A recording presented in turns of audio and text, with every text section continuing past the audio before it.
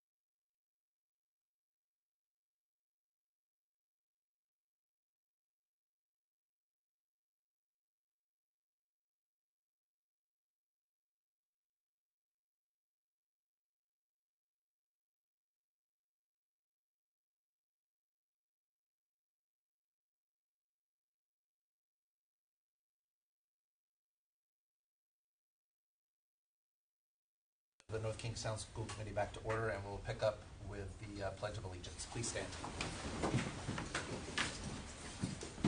Pledge allegiance to the flag of the United States of America and to the republic for which it stands, one nation, under God, indivisible, with liberty and justice for all.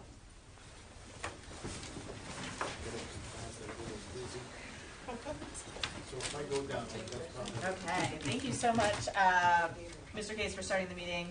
And we will do roll call. So, Joni? Sure. Erin Earl. Here. Robert Case. Here. Jennifer Hoskins.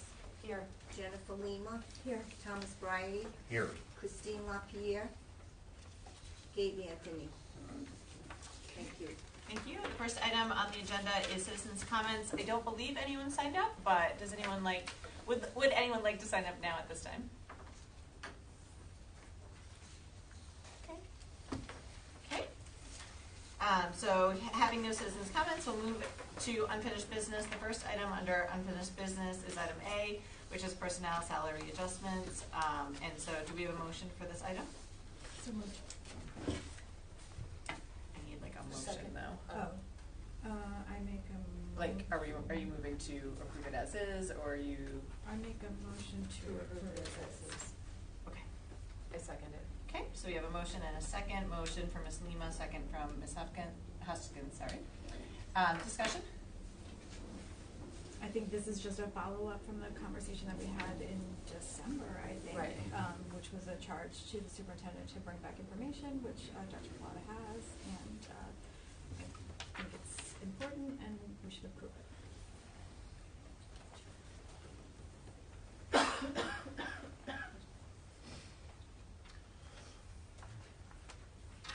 So one question that I just wrote down that I just need some clarification on is because we did talk about this and this was supposed to be something that happened earlier. I know the delay wasn't, the fault of the employees by any means, and so I didn't know if we wanted to consider retro dating our approval today, because the delay was on some transitions and different things. At all? That was my question.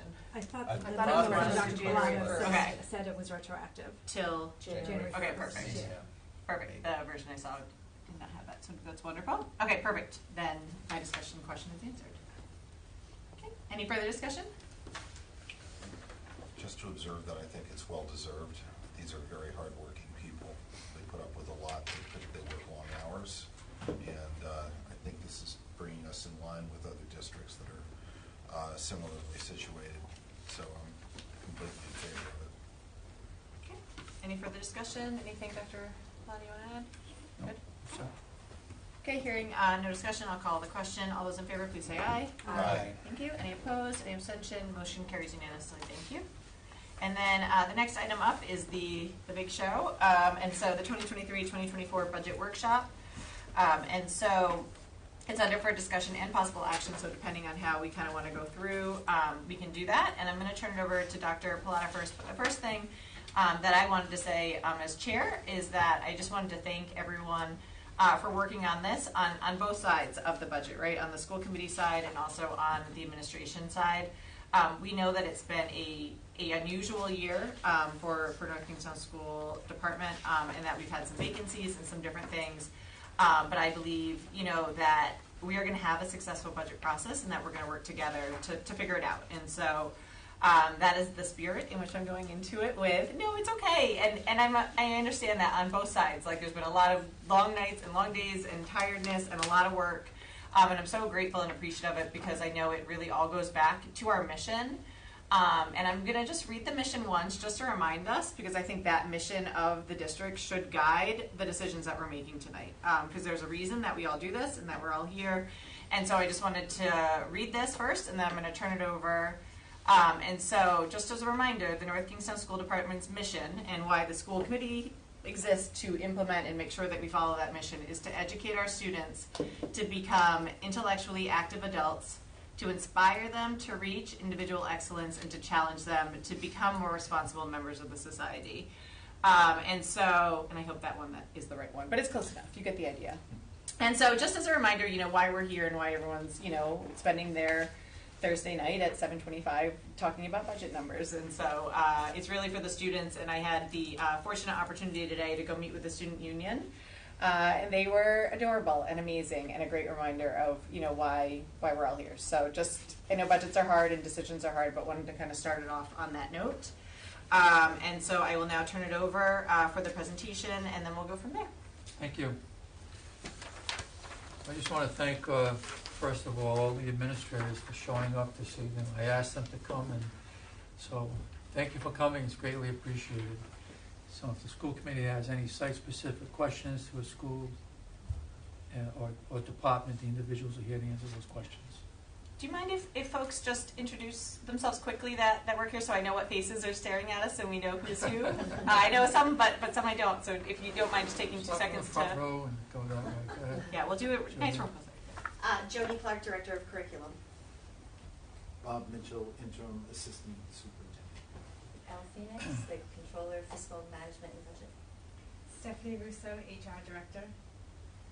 Michelle Hume, Transportation Supervisor. Oh, yay. Oh, this is fun. Names to faces. Yay. Hello, Michelle. Love your scarf. Shivali Finkelstein, Assistant Principal for Teaching and Learning. Yes. Barbara Morse, Principal at the high school. Nicole Hitchner, Principal at Stony Lane. Marcelo Clark, Principal at Hamilton Elementary. Carolyn Garlett, Principal of Davisville Academy. Barbara Marr, Principal, Davisville Middle School. Chaz, the IT staff manager. Hope you know me by now. You can go too. Go ahead.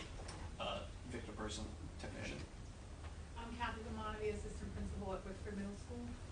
Richard Streamman, I'm the Science Department Chair at the high school. Dave Tober, Director of Athletics. Dave Flanagan, Principal at Whitford Middle School. Almost. Bob Curran, Director of School Facilities. Awesome. Thank you so much for being here. I know it's been a long day for whatever you were doing, and so we really appreciate it and appreciate Dr. Paletta for knowing you. So thank you. Thank you. Okay, the first 9 pages of the presentation is just a recap of what I presented to you at the last meeting, and then the last 3 or 4 pages is the new information. And the new information is based on the questions that we received, and to provide you with additional information and also with some potential recommendations that you could discuss. So the first slide, obviously, just the budget considerations. Prior to putting the budget together, those were the 6 considerations that we took into consideration. The next slide is the enrollment. Again, I pointed out to you the differences. It's a slight drop from this year to next year. It's not really going to have any dramatic effect in terms of the funding formula or increase or decrease in funding. Next is the staffing. As I indicated to you at the last meeting, we also have an additional 20 positions that are grant funded, which are not included in the operational budget. I think I explained that to you the last time. Next slide was the recommendations that were presented to us from the principals. I indicated to you that the process was each principal was brought in and individual budgets were reviewed, and these were the 5 recommendations that came from those meetings between the administration and the principals.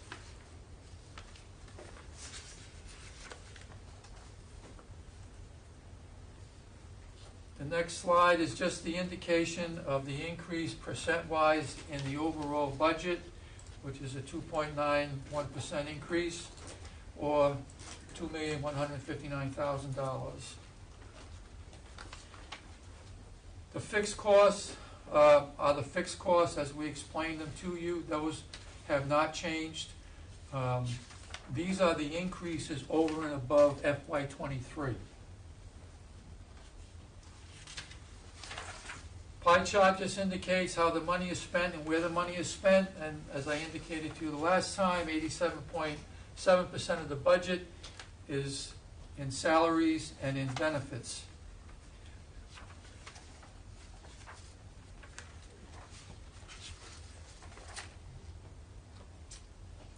The estimates in terms of the funding where the funding comes from. We receive, or we're requesting from the town, $59,345,856, which is an increase of approximately $2 million, which is a percent increase to the town of 3.618%. $11 million plus from state aid, fund balance reappropriation of $500,000, tuitions received $4.2 million, Medicare $300,000, other earnings $130,000, and investment earnings $60,000.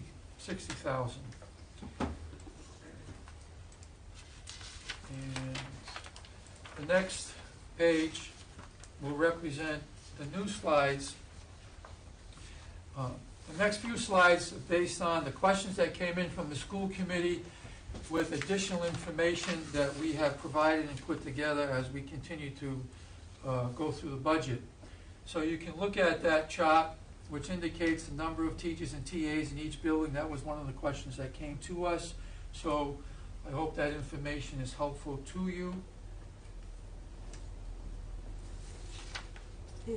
Can I just interrupt? Is there really only one TA at Whitford Middle School? 4. What's Are that? they at 4 full-time? All full-time? Oh, that might be full-time? It could be and looking at this, it could be a 1-4 typo on the keyboard, but Whitford's indicated there are 4 TAs. 4?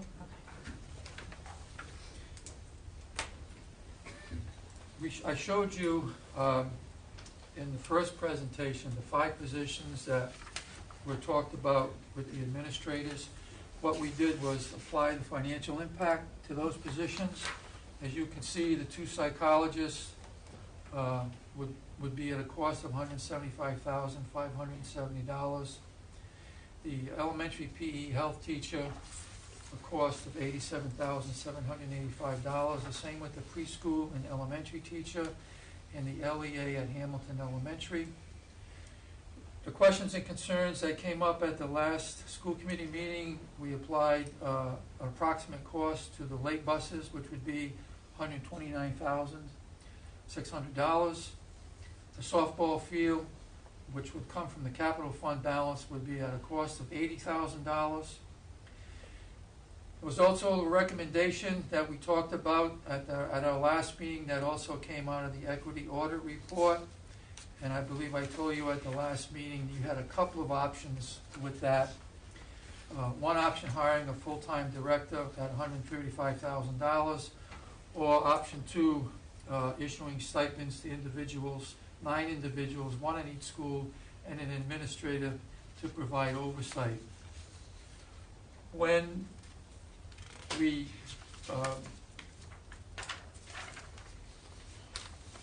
put all that information together, that would be an addition of about $847,000 to the budget. What does the $847,000 do to the last budget that we presented to you? The town appropriation for FY23 was $57,273,515. So all these numbers flow off that number. The original recommendation to you was the $76,161,832. With the additional positions, that appropriation would move to 4.064%, which would put you right at the cap. The town appropriation, we had originally asked for $59,345,856, or a 3.61% increase. When you add the $847,000 difference to that, or the percent of that, that would bring the town appropriation request to approximately 5.098%, or $60,193,381. I'm confused, sorry. I just have a question quick. That $80,000 shouldn't be included in that because that would come from fund balance, so we're not actually asking for that from the town. No, for the fields, that would come out of capital. Right. Capital's still in the budget, right? No, capital's not. This is just No, the this this is should just be general. just in fund So I guess balance. the question is, do you know, was the $80,000 Well, it's For the- included in this 847,000. But do we carry the full? 847. Do we carry the full 847 over? Right, I think, but we have to look at the different options, so adding all of those numbers up together, we came up the 847, but we have to then take out, like, if you're gonna choose option one, option two, so we have the ability to kind of take a look at those numbers and remove one, add But the that's other. not option one, option two, that's. No, the 80,000, I understand the 80,000, Okay. it would be in the capital budget, and that would have to be then taken out of, you know, if we put it into operating here, it's a choice. It's a choice whether it's used here or taken out and done in the capital budget, which would then be a fund balance conversation, which, you know, would have to go after we talk about the general budget. Okay. Right, and both the equity options are listed, and it would be either or, yeah. Right. So- But they're both included in the 874 number, correct? Right, right, and so what we can do is, I mean, I have the this spreadsheet is with the the worst formula, so you case can say, all right, what would scenario. it look like if we took Yeah. this out, if we took that Yeah. out, so I can do that for you when we start the discussion. So just to clarify what's happening, so the 847 number is like, if we did everything, right? If we did the field, if we did the, but the two, and the 135 number and the 64 number. Right, Like, it's the so that's worst the total possible number. number. Yeah. Okay, love that for us. So then, no, but like, that's good to know. And then, but then, that number is what was put into this page on page 12. And so these aren't quite it, right? Right, once you start to Yeah. change the options, and once you start to look at the different combinations, Yeah. then these formulas will change. Okay. And we can potentially talk to the folks during a recess and bring it up to screen and be able to Okay. change those. Yes, because I think what we all know is that under no circumstances are we allowed to ask for more than 4% from the town. We know that. But the good news is that like with some of the different numbers, like we're not that bad. And I know we want to do our due diligence to try to not. I know they like that's not the goal. That's the ceiling, as they say, not the floor or whatever, vice versa, whatever. And so, but that's good to know that we will play around with it, and we probably will do during that at some point. Thank you. And I'm going to start that conversation about what you may or may Yeah. want to I support. will stop. I have some good news anyway. We love good news. I think with the vote of the building committee the other evening, which will come to you Yeah, they don't know about it yet. an approval, it has an effect on the two middle schools. So there was a lot of discussion about not investing big dollars currently into the middle schools, which would free up some money that we can apply to this current budget. And that number is approximately $500,000. So what I'm going to recommend to you, I'm going to pass out to you what I'm going to recommend, and then we can have a conversation about that. So.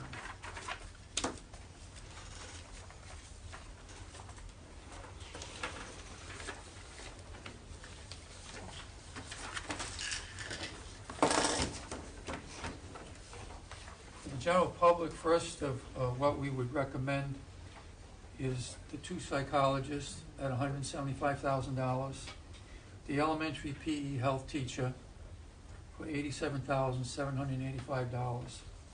And we really did a lot of soul searching for the equity position and the Title IX position. And after many discussions with the administration, we thought it would be wise to have one position, Title IX/equity officer, which would come under human resources in the organizational chart, and that individual would be paid that number that I indicated to you at the last meeting of $135,000. That would be a total cost of $398,355.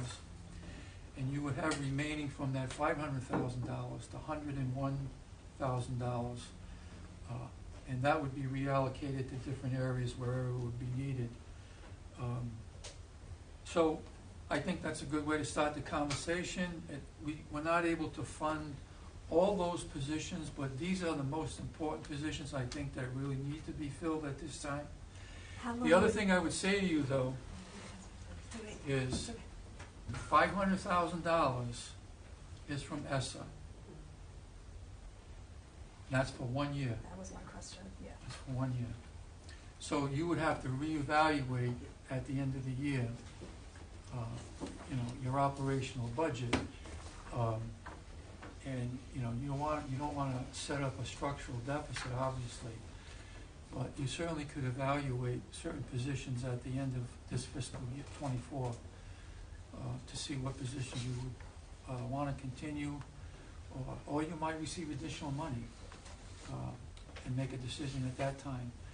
But I think to fill the void in the immediate need right now, the 2 psychologists and the health teacher, obviously we made that decision to meet the social and emotional needs of the children, because I know that was a topic of discussion. So I think you have kind of the full picture of the budget at this point, in addition to what Elle and Mike had sent you. So at this time, we're certainly open to any questions that you might have. Well, okay, maybe, so,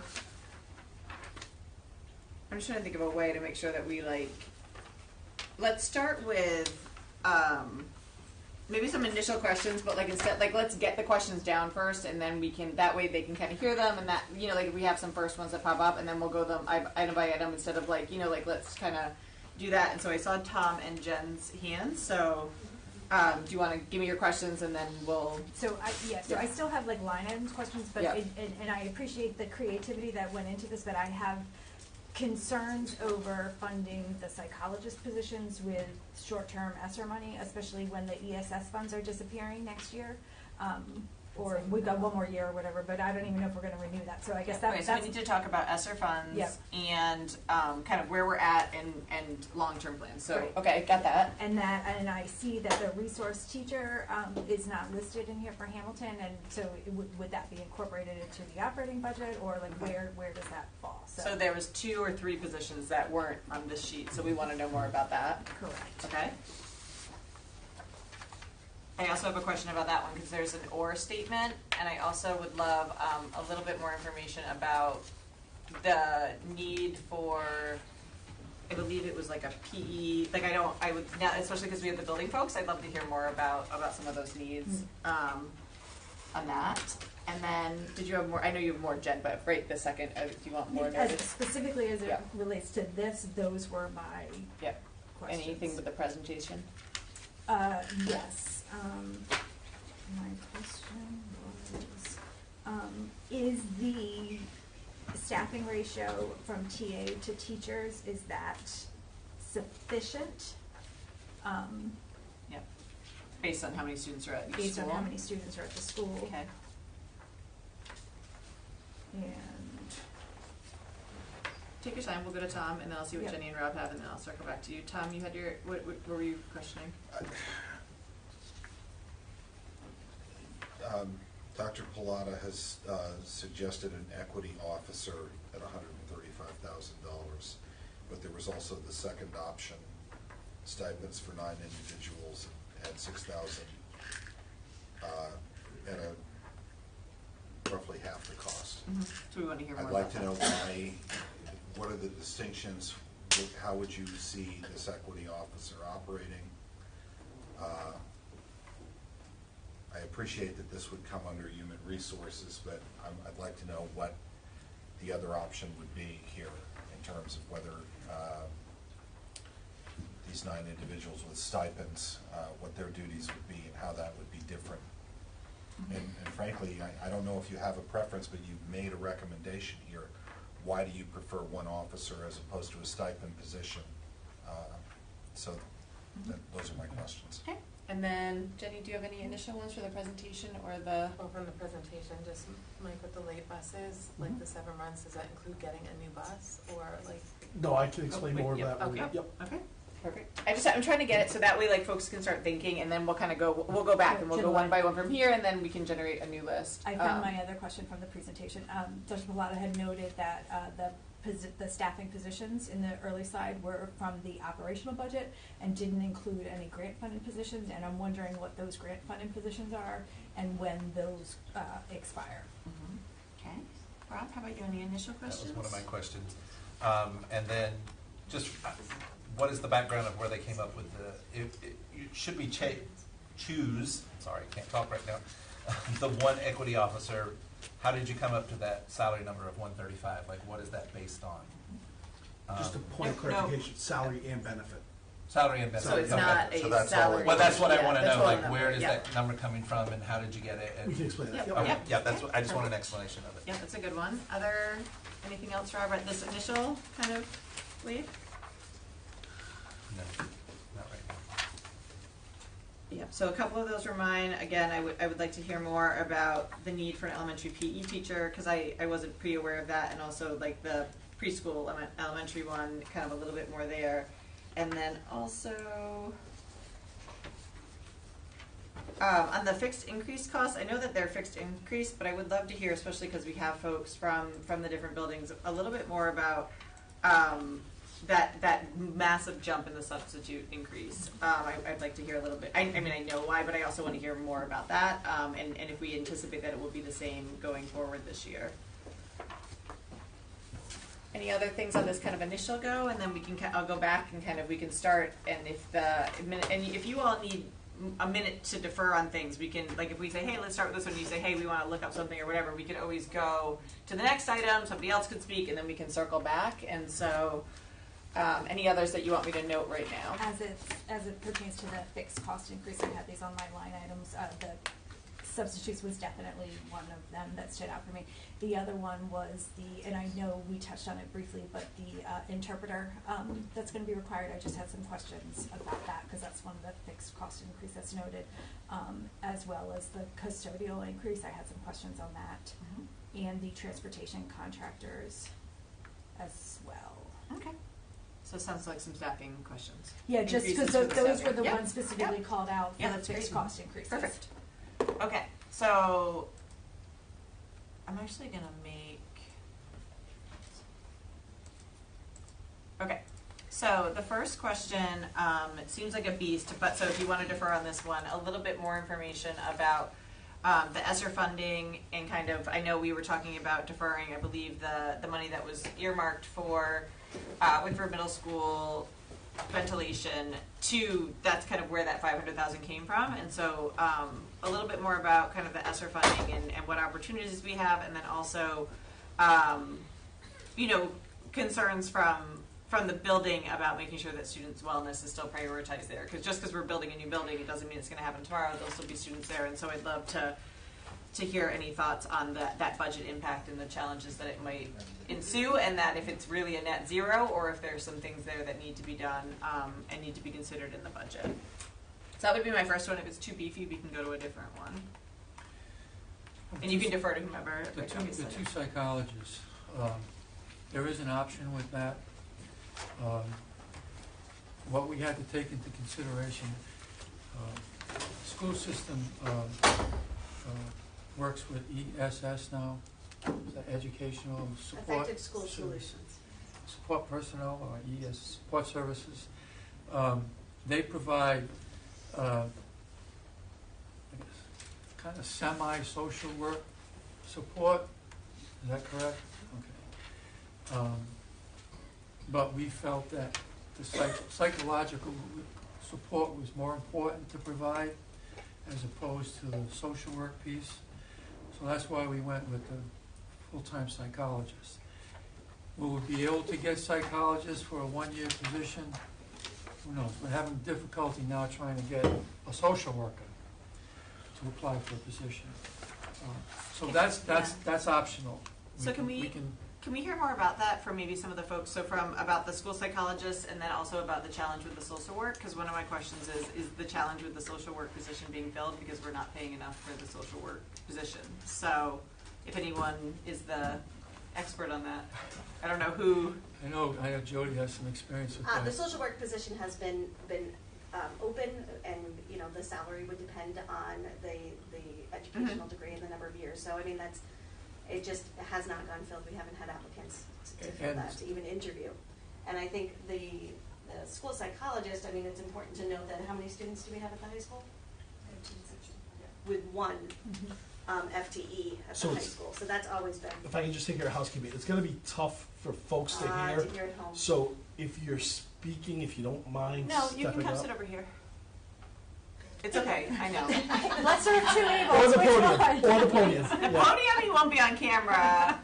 There you might be, I don't know. We will go to the podium. There you go, there you go. It's okay, my students found the school committee stuff and they were showing me screenshots of me today and I was like, at meetings, doing like funny things with my hands and I was like, oh, great for me.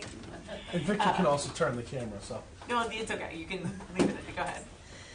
So I think that that's always been the issue, is that we've been asking for more social emotional support for our students. And with the high school numbers the way they are, and looking at best practices, obviously there's always been a need for another full or part-time psychologist at the high school. So, I mean, this fills that need, but yes, with only 1 year, only ESSER funding. So then the cost is to the district at the end of that next school year. And Mike, correct me if I'm wrong, but didn't we have a 1 year ESSER funded either social work or psychologist position open that we could not fill? Social worker. Social worker. Correct. Correct. Okay. And the concern was that we couldn't fill it because it was just the 1 year position, correct? I think that definitely, that I think there are so contributed many to it. social work positions available, people would be foolish to take a 1 year only when even I recall I'd like some stability. our private, the people we reach out to, the subcontractors, they can't fill all their positions. Right. So I think it's also a shortage in the field. Yeah, Barbara, you can, this is a workshop too. Yeah. So it's not super, I know it feels formal, but we want to hear from you. That's why you're here. Yeah. Jody, that the You have to go though. That's the only problem. Sorry. There's no pass mics. No right? one wants to come to Mike. We don't The, have. No, not the here. recommendation for school psychologists is generally around 700, 750 students per Yeah, I was psychologist. curious about that. Okay. And we have over 1,300 students with one school psychologist. So you'd be at just bare minimum with 2. Right. Okay.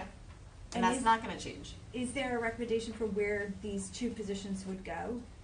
That sounds like one would go to the high school. No, we haven't talked We haven't about gotten that that. far. Okay. How are we for the ratios at the other schools? I believe it was a 1.0 at the high school, and then the other would be elementary split between the buildings. Hamilton's obviously our largest elementary school, so, and Quidnesset, has definitely some of the needs, the additional needs there. And we have how many total in the district? Just under 4,000 students? No. No, Oh, school psych. It's okay. No, you can look it up. We will look it Refer up. to Each other. It's okay. I'm just curious because you gave me a ratio, so now my brain wants to know if we're in ratio across the board. I want to say 5, but we're It's going okay. to Take look your that time. up. No worries. Other thoughts on the ESSER? we don't each have one in each school. We share. Yeah, that's what I was curious about. Is how big's the share? Is that ratio of 1 to every 700, is that for the older kids or does it change as they get younger? Or is that just strict across the board? I think that's just strict across the Okay. board. Yeah, that makes sense. Yeah, I think that's the same way they do the school counselor ones. So. So No we have rush. Take one your- at the high take school, psychologist one at the middle school, Keep track of the this. elementary tier 3. I need somebody to organize things. I'm not gonna be able to keep track of it. Please keep in mind that And we're going to keep a list of things to follow up on. So take your time, and then we'll circle back on Can stuff. I just share something about the psychologist? So one of my concerns You're about. gonna go to the, you got. So, I had advocated for a psychologist for Hamilton as well. We actually have our Next Steps program, A and B, and we are functioning right now at like a 2.5, 3-day psychologist. But I want you to keep in mind that when we have our team days for special ed, our psychologist is occupied that day. So we only have really a psychologist available like at my school for 2 days, and then I have a part-time social worker. 1 day a week, it leaves me completely without any social emotional support for the day. So it has been quite a struggle. So that's why we were advocating for at least a increase in my psychologist, if not full-time at Hamilton. If you all are sharing psychologists, what happens when the other buildings have meetings? Like I know Williams School every Thursday, they do all the meetings. What happens there? So we've strategically placed whenever, whoever we share, they have team on opposite days than we do. Okay. There have been times when there's a crisis and, there's no one there and you need support. So a lot of times we call the other schools and the psychologist has to leave what they're doing or social worker and we have to share that way, which is not ideal. Okay. Thank you for that information. You're welcome. I would say please keep in mind that you could, as an option, you could take the 2 psychologists and put them in the operational budget. Remember, your budget is at 3%. So Yeah. you You can add money if you choose to do that. That's another option. Right, but we did that last year and then they cut it, so we had to then take them all out. Yeah, but and I do think though, so it's great that we have the ESSER money, and the ESSER money is for this, right? Like it's on purposely for this, and we know, but also we know we want to create some structural like stability too to some of these things, and it is perhaps hurting us in recruiting folks, right? I would never leave a permanent full-time job to come to a school district with only a 1-year commitment, right? And so, I think it's thinking strategically about, okay, what do we want to use the ESSER money for, and are there things that we could use that wouldn't negatively impact, like are there things that we could say, okay, we're going to use the ESSER money for this within the rights and what we are allowed to use it for, but and have those be things that are swing that don't impact staff recruitment, and then use, something else over here. Well, I think one of the things that people have emailed and talked about is the paper.co for tutoring and online 24/7 support for students, looking into something like that for the ESSER fund as opposed to one-time positions that we're not going to fill. Yeah, I was thinking like, I know that, I've heard that idea in as well, but I was saying like, you'd have to take out something that's in the existing budget and pay it with ESSER money. Right. Like, and that's a new expense, right, Jenny? Like, we don't have that at all? Yeah, but a good idea too, yeah. I just had a little bit of data to share with you. Yeah. My school psychologist had asked for some CPT time that we were able to provide. Oh, I'm sorry. But you said that acronym? the common planning Thank time you. with a Sorry. social worker. She provided some data for us in the month of January, as of January 26th. So this is for 1 month. She had 52 parent meetings, 11 pre-scheduled social emotional groups, 6 unscheduled drop-in group sessions, 536 individual sessions with students. Okay, wait, I'm gonna need you to go a little slower. Yeah. Say those again quick. 52 parent meetings, which includes special education 504 reentry behavioral process, 11 pre-scheduled social emotional groups that she held, 6 unscheduled groups, that's drop-in sessions, 536 individual sessions. 37% of those were planned and 63% were drop-in crisis. Is that person okay? No. And 4 post-suspension reentry meetings, and there were 9 students currently involved in the FBA process that she was working on. And this is These were all for one? 1 month. One school psychologist. For one psychologist? Yeah. Okay, thank you. That's very helpful data that they provided. Barbara, can I just ask you a question? Sherry had talked in the past about using Rick and their intern programs and stuff. We've never done that because they didn't want to pay the stipend. Is that still an option? We love it when we get interns. Right, well, so They can't perform a lot of the duties that she does, but they can do some of the paperwork and, things that can help free her up. So if because I know that's coming up this time of year, if we allocate money towards the psychology stipend for interns, I know they have to be supervised and stuff. I'm Yes. assuming she'd be open to that. She would. Do you don't know what, I want to say it was like 15 or 20,000. Yeah, I don't know what it was. Yeah. And, but that's at a school where we have the ESS support, correct? Correct. The ESS clinicians have a cap of 10 students apiece. So, that's very helpful for those 2 students. That's very intensive work they do, but it really doesn't reduce a lot of the load that she has. But wasn't that they were also supposed to be seeing tier 2 students also? So it was supposed to increase the number of students that they could see, right? Yeah, they still have I believe they still have the cap of 10. Still 10. Each, right. Wait, so it's That's okay. not my understanding Yeah, I of thought what tier the 2, contract their was. cap It was went going up. to open up the number of students. Yeah, and Yeah. I would assume it's not because they're sitting there. No, Yeah. but Yeah. that was my understanding was that they were opening it up to tier 2 students in order to Yeah. get 30 or So something. yes. okay. It's open, but Like when people fly up to They did take some tier 2 students, but by balancing out the tier 3s, so they had some exits, and that opened up some seats, but they are still So 10 cap, just 10 balance. cap balance between tier 2 and tier. That was not how it was explained to us. No, I would agree. I thought there was some conversation that, I don't have the exact numbers, this was a while ago. No, it's like 22. I was gonna say, if they Yeah. could take, if they were tier 3, they could take 10, if they were tier 2, they could take 20, but if they were doing tier 3 and tier 2, they may only be able to take 15. Right. But I don't recall there being a hard I cap don't at 10. either. So we'll We're check gonna in on the follow up on contract. that. Yeah, that's before some of our time, so we'll check on that. Okay, so back to the ESSER money. You all look like you're. So I'm a big sports fan, and so when you watch like the NFL draft and stuff, and they're all like huddling, figuring out the next pick, that's what y'all look like. No, please continue. That's what you should be doing. It's totally fine, but just very funny from me. Yes. Barbara, I don't know if you would know the answer to this question, or maybe Jenny would. As far as because the intern idea is an interesting idea, I agree. Okay, so is there a limit to the number of interns she can supervise? Yes. Is it a one-on-one program? One-on-one. So she can only have one intern? Yeah. Okay, just so we know. Right, But I hear what Jenny's saying about uni psychologists in the financial district, if they were up for it, could get an intern. Each psychologist if could we get one. Okay. Pay the stipend, and the past administration did not want to pay that stipend.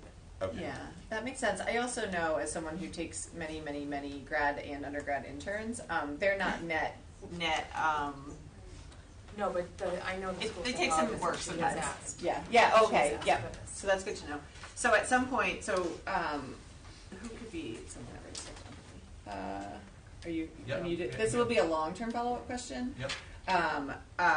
What the stipend for like interns at that level would be, to support a one. We guessed 20,000, but I'd be curious to see if We have to pay Rick. Yeah. No. Yeah. So, but it's something that we would need to do now, because I think they get their placements in the right next now. month or so. Yeah. Yeah, I had spoken to Kathy about this the last time this came up, and I'm trying to find the last email, but is that something that we could use ESSER funds for, to pay that stipend? I think so.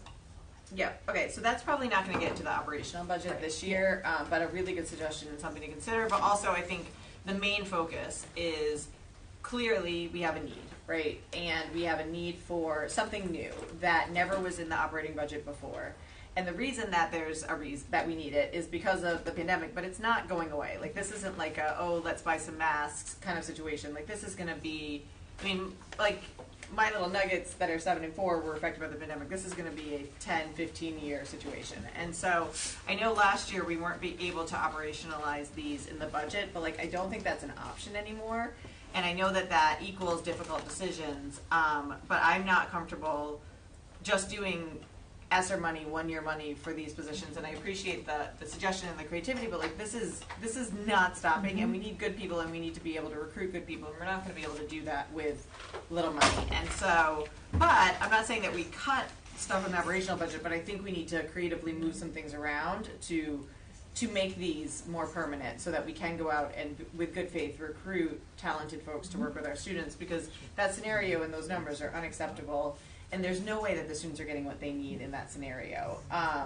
And so that's my personal opinion on this topic. And not that we don't have that ESSER money then to use, but when we're looking at the overall budget, we need to think about that. And 2 seems at minimum. And I'm not advocating for more, but they're sharing folks, they're driving all over the place.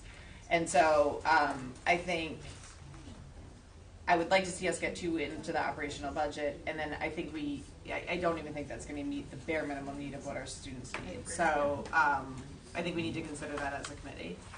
Other thoughts on ESSER funding, or questions specific to the first question, which was concerns about ESSER funding being used for the other positions. So we've obviously talked about the 2 school psychologist ones.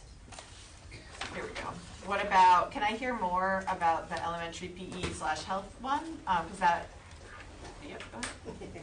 We need, Oh, no, Frank, you can do it if Yes. you want. They'll be pumped. we need to meet the state regulations Oh, how fun and for us. provide 100 minutes in PE and health, which we currently are not providing.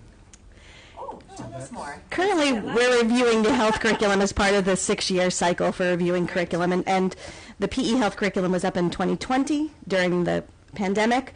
We deferred for a year after because Rhode Island was coming up and adopting new standards.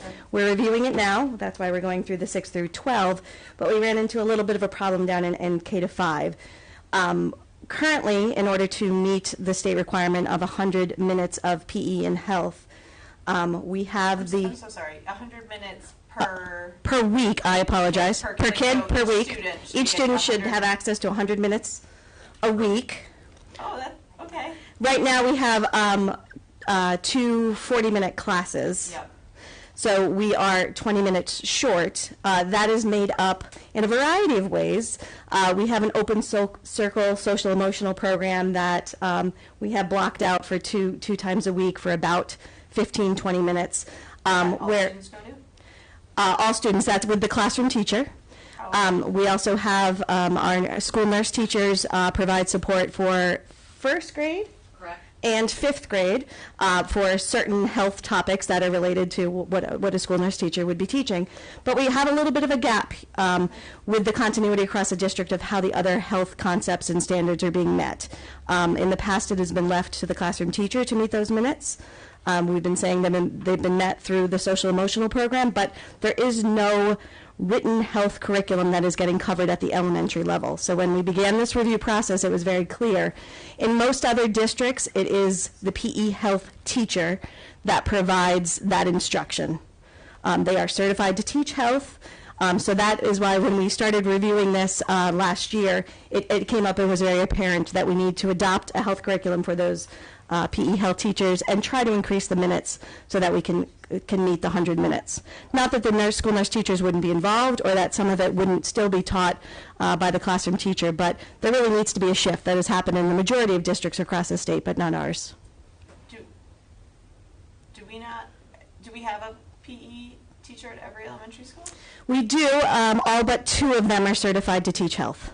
Got it. So we would need additional staffing is what I'm saying right now, their schedules. There is some flexibility in their schedules to the current staffing that we have for PE teachers to try to come up with that extra 20 minutes per week, whether we increase it to 2 45-minute blocks or how we decide to do that. But it would, when Kathy Sapala looked through this, it was, if we had one floater that could cover not only the staffing that does not have the certification because they've been grandfathered in under just a PE certification, that would allow us to be a little bit more flexible with having someone going around to teach specific health classes throughout the grades. So it would be one person that would serve all of the elementary schools? Not necessarily. I think in some of the buildings there's a little bit of wiggle room with the current staffing to provide that extra, but it may be, you know, on a weekly basis, this is second grade's week to get an extra half hour of health, and the teacher would rotate, the PE health teacher would rotate through and provide that instruction for third grade. Then they would go to second grade and whatnot.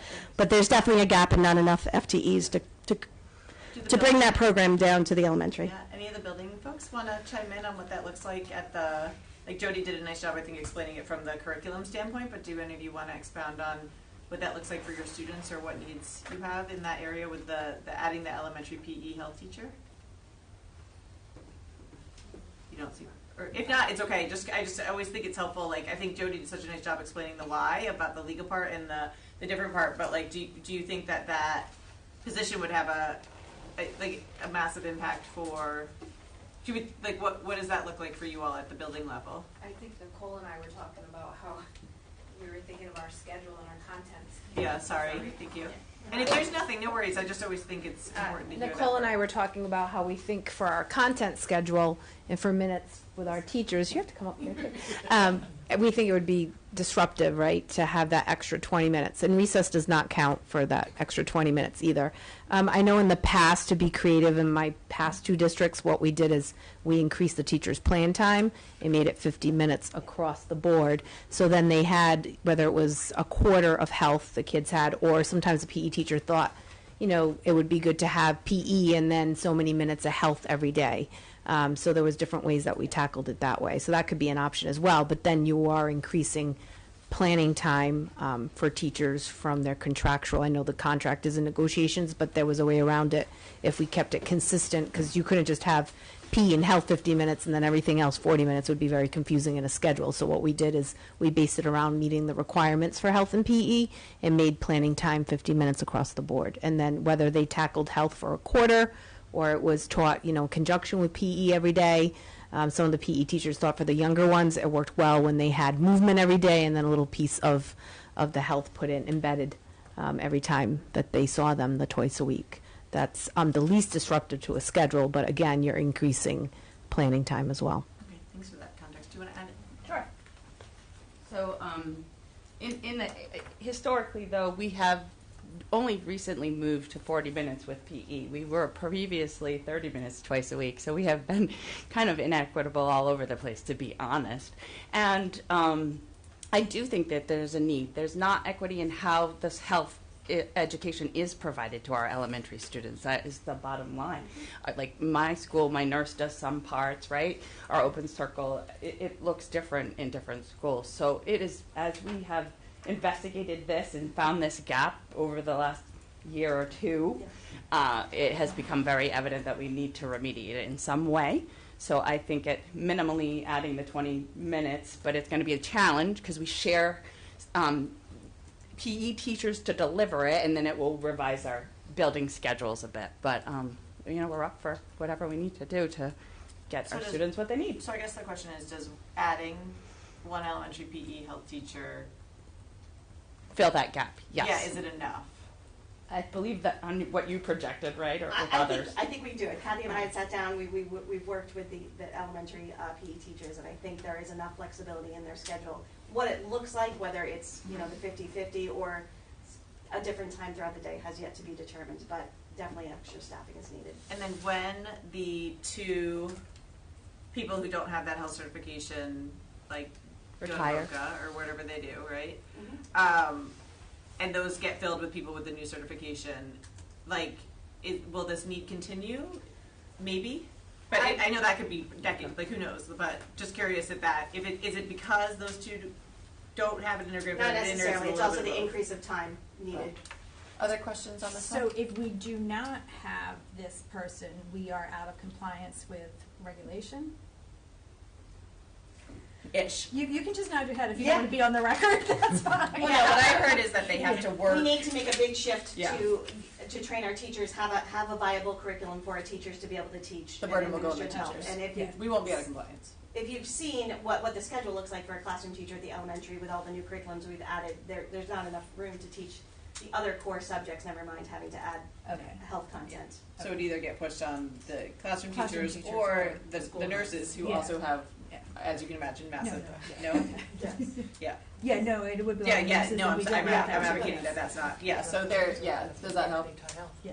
I thank you for that context, it helps us understand the need, because when you see something just on a piece of paper, it looks like, oh, they need another PE teacher, do we not have enough? But that gives us some helpful context on where the laws come in, and then also, how we can best help students, and I'm assuming with this part of it, it's also teaching, maybe some wellness and different techniques that might help us long term in trying to help students have coping skills and different things, like. So the new health standards. I don't get anything from my 7-year-old as far as like it's one of those households, so I'm sure they're getting it, and I just don't know. The new health standards also include the SEL standards have been brought in, so that's they're much more robust in whole child, looking at the whole child. So it's definitely going to be part of this mental health support that we're talking about to bring in the teachers who are certified to teach this curriculum.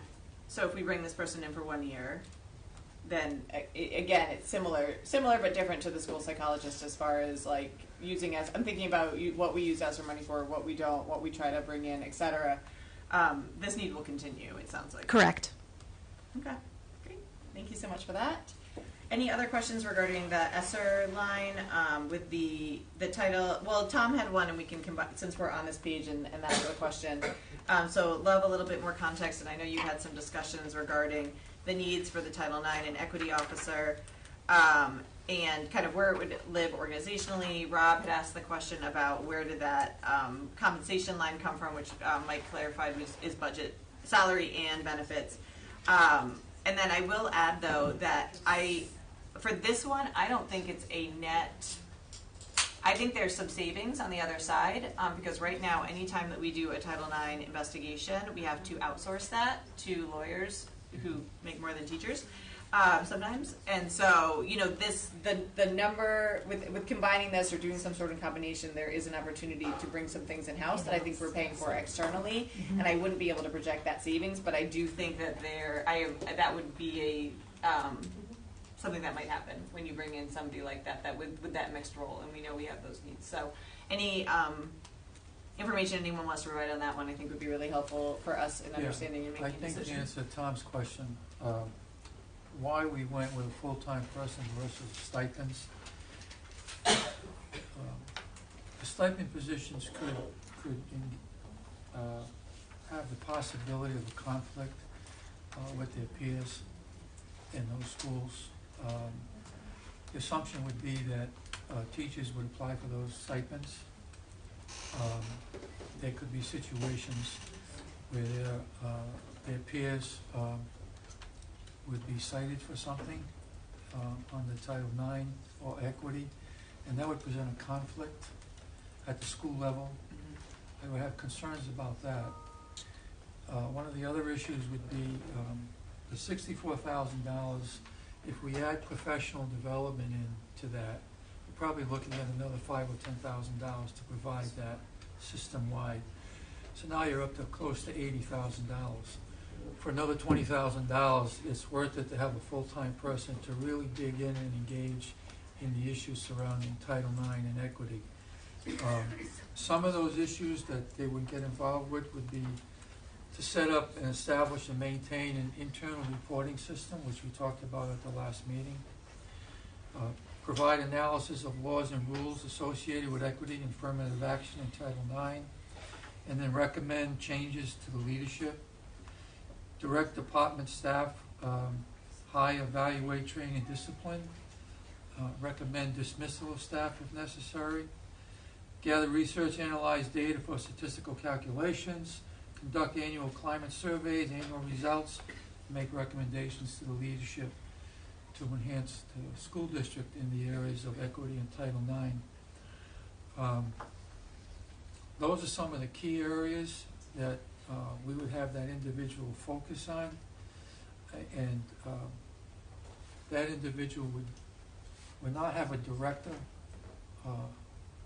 position, but it would be a officer position. The salary that we initially gave you, plus benefits, was at a director's level. So we certainly could post that position with a range. I would say probably anywhere from $90,000 to $100,000, not including benefits. So I think we have some flexibility there. Thank you for that The context. turnover, yeah, there would be not as much turnover with a full-time individual versus stipend individuals. Craig, can you explain to me, like I'm a high school sophomore, because I'm not getting this quite yet, no disrespect to high school sophomores. I had some very cool ones. My concern is, you said there's a potential for conflict between teachers. What does that mean? If I'm a teacher and I'm getting the stipend to be the equity person, For the investigator and there has to be an investigation or a report to a fellow teacher, I'm not sure the interaction between the union and what that would present to us in terms of a challenge. I understand. How that would be Okay, reported. now I get it. Okay, but are you anticipating that if you, obviously we don't know where we're going, but say we do offer stipends to people, that you're going to have a teacher who's going to offer to serve as the equity person on stipend in a school where that teacher is already employed? Is that what you're suggesting? Yeah, we would have to post that All position right. as a stipend position according to the contract. And I think that would create conflict Yeah. All right. I would love to between hear. the peers. Yeah, Stephanie, I It'd don't be know. very uncomfortable. If I could, and that would be the other thing, is we would actually have to, before we can even do this, engage with the union, because they may not be okay with the $6,000 stipend. I have a feeling that they would not be okay with union members investigating other union members. Yes. Okay. Um, I'd like to know if any of, Yeah, that's what I was any of the principals or any of Yeah. the administrators have any thoughts about And something this. I do want to say too is, you know, there's nothing I dislike more than a top-heavy organization, but something that I've observed since being on the school committee is there's a lot of work, and especially in these areas, like the amount that we're outsourcing and the amount of kind of, you know, what the survey said, but you know, I know surveys are only so good and different things, but I do, when I look at all the recommendations, which all seem amazing, I think there's no way I can ask any of the folks in this room to do that work right now, because I know you're all at max plus some, right? And so that's where I think investing in someone, one will add some consistency and some assistance, and hopefully assistance to you all in dealing with issues and hearing and understanding what's going on in your buildings and tailoring things, but also that piece about the external piece being able to brought in and handled, I think is huge. And so know that, like, I know it's hard when you're hearing like, oh, another director, or, oh, another person in the admin office, but I think, you know, I do have a lot of concerns about our district being able to implement anything, because y'all are maxed out. And so that's really where the thought process of understanding and considering that recommendation is for me, is that it's, you know, I know we need lots of things, but I can't imagine us being able to ask any of you to do any of the things that are in that report or needs to be done with the Title IX stuff. And so I'd love to hear anyone's thoughts on what would make most sense, because I know it's a big number, and a big decision, and also something I think we need to think about of, is it the one-time money, or do we need to institutionalize something and then move some things around? So I was just going to comment on, you know, what was said about the equity officer in the schools. When teachers are working with teachers, it should always be collaborative in nature, and just the word officer, I think, starts it off on the wrong foot. And I agree that I don't think the faculty would welcome the role of one teacher having to police other teachers. It would be a very awkward position for them to be in. It sounds like an internal affairs officer. It does, yeah.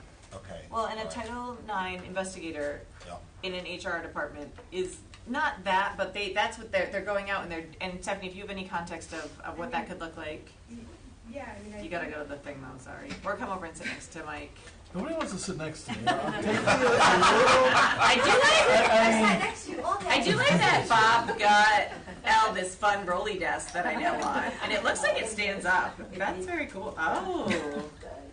Okay. No, I think that the Title IX, it does take up a lot of time that an officer, you know, investigating, I think you wouldn't want it to be, you know, in equity, I don't think you would want it to be somebody in the school investigating somebody else. And I think bringing it in with one person, it would give that continuity, and they could train and just be able to handle it all, you know, one person. I just think it's a big job if you give it to somebody else in here. Yeah, the other thing, Tom, I think there would be a lack of consistency from building to building in Yeah. terms of what an issue is or problem. This would at least provide consistency at a district level across all schools. And I just want to stress, we're hearing a lot of the punitive, like we're talking about like enforcement and like investigation, and that is definitely a part of it, but the intent of this position is to uplift and to educate and to equalize and to provide like growth and opportunity. So I think that's an important thing to remember. And training. And training, yeah, educate and, you know, to make things better, you know, and yes, there will be investigations and there will be, you know, opportunities where there has to be, you know, some type of, you know, negative, please feed me chocolate, you know, some type of negative, but the intent of the position is to be positive and promote growth and improve things overall. And that's why I agree with you, like, I do not like the term officer. I think that sounds very negative, and it just brings those negative feelings out. So I think whatever it is, and it should have a different, name. Okay, so we now know Joni can be bought with chocolate. Nobody tell my kids I rated their snack. Whatever's. Yeah. We should get pizza. Someone make a note. Pizza for next year's budget workshop. Yeah, so that's helpful. Stephanie, other thoughts, or from the building folks, you know, for investing in somebody to come and help with some of these issues? Like, would that be helpful? Do you see that as like, oh my gosh, this is gonna, you know, like I want to make sure that we're making investments in the areas that are going to help students and help you all. And so if anybody has any thoughts on it, I would love to hear it, because I also don't want to invest $135,000 and have somebody in a position working in central office that's not going to make massive impact or helpful impact to students or to you all. And so I know it's hard to say, like, no, this is going to be really hard, but I think it's important for us to understand of what's going to make this successful. And so if anyone has any positive or concerns, I think that's really important for us to understand in the budget cycle.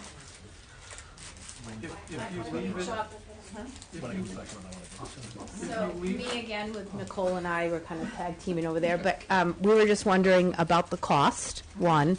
We do think we were discussing as elementary principals, and in my past role, I did have to do the investigations, and they're very lengthy. I think we welcome any training or any support to make things more positive. I do think it would be worthwhile to have one person do the position.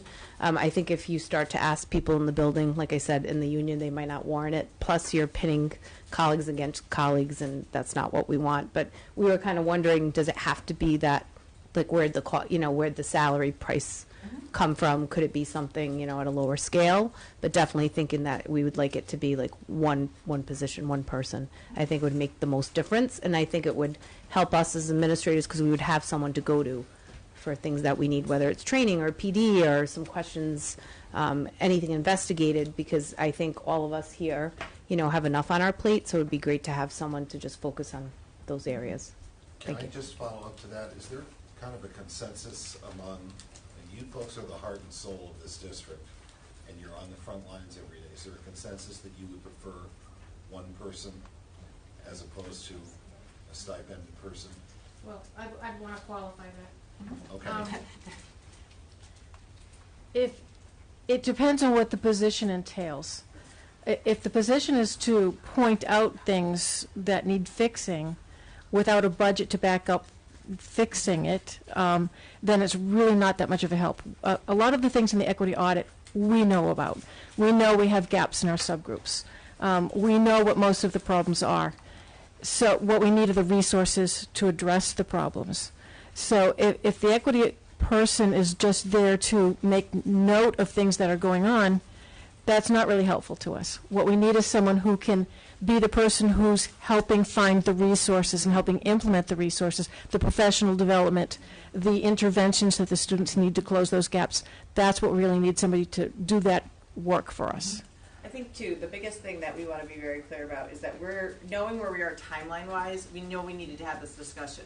What it actually looks like, the job description, et cetera, that needs to be a collaborative conversation, but we don't have to do that right now, and we don't have to hire this person on July 1. But what I think the subcommittee was saying is that, it should be in this year's fiscal budget. So when those decisions have been made and you all, that decision is there, that you do have the opportunity in September or in March or whenever to hire someone. And so that's the other thing I think that's important to remember about the salary is, depending on when it's filled, the salary is budgeted for the whole fiscal year. It might not actually have that impact. It could be a January one. So you could actually almost half it if we start getting crunched to be able to work it in permanently.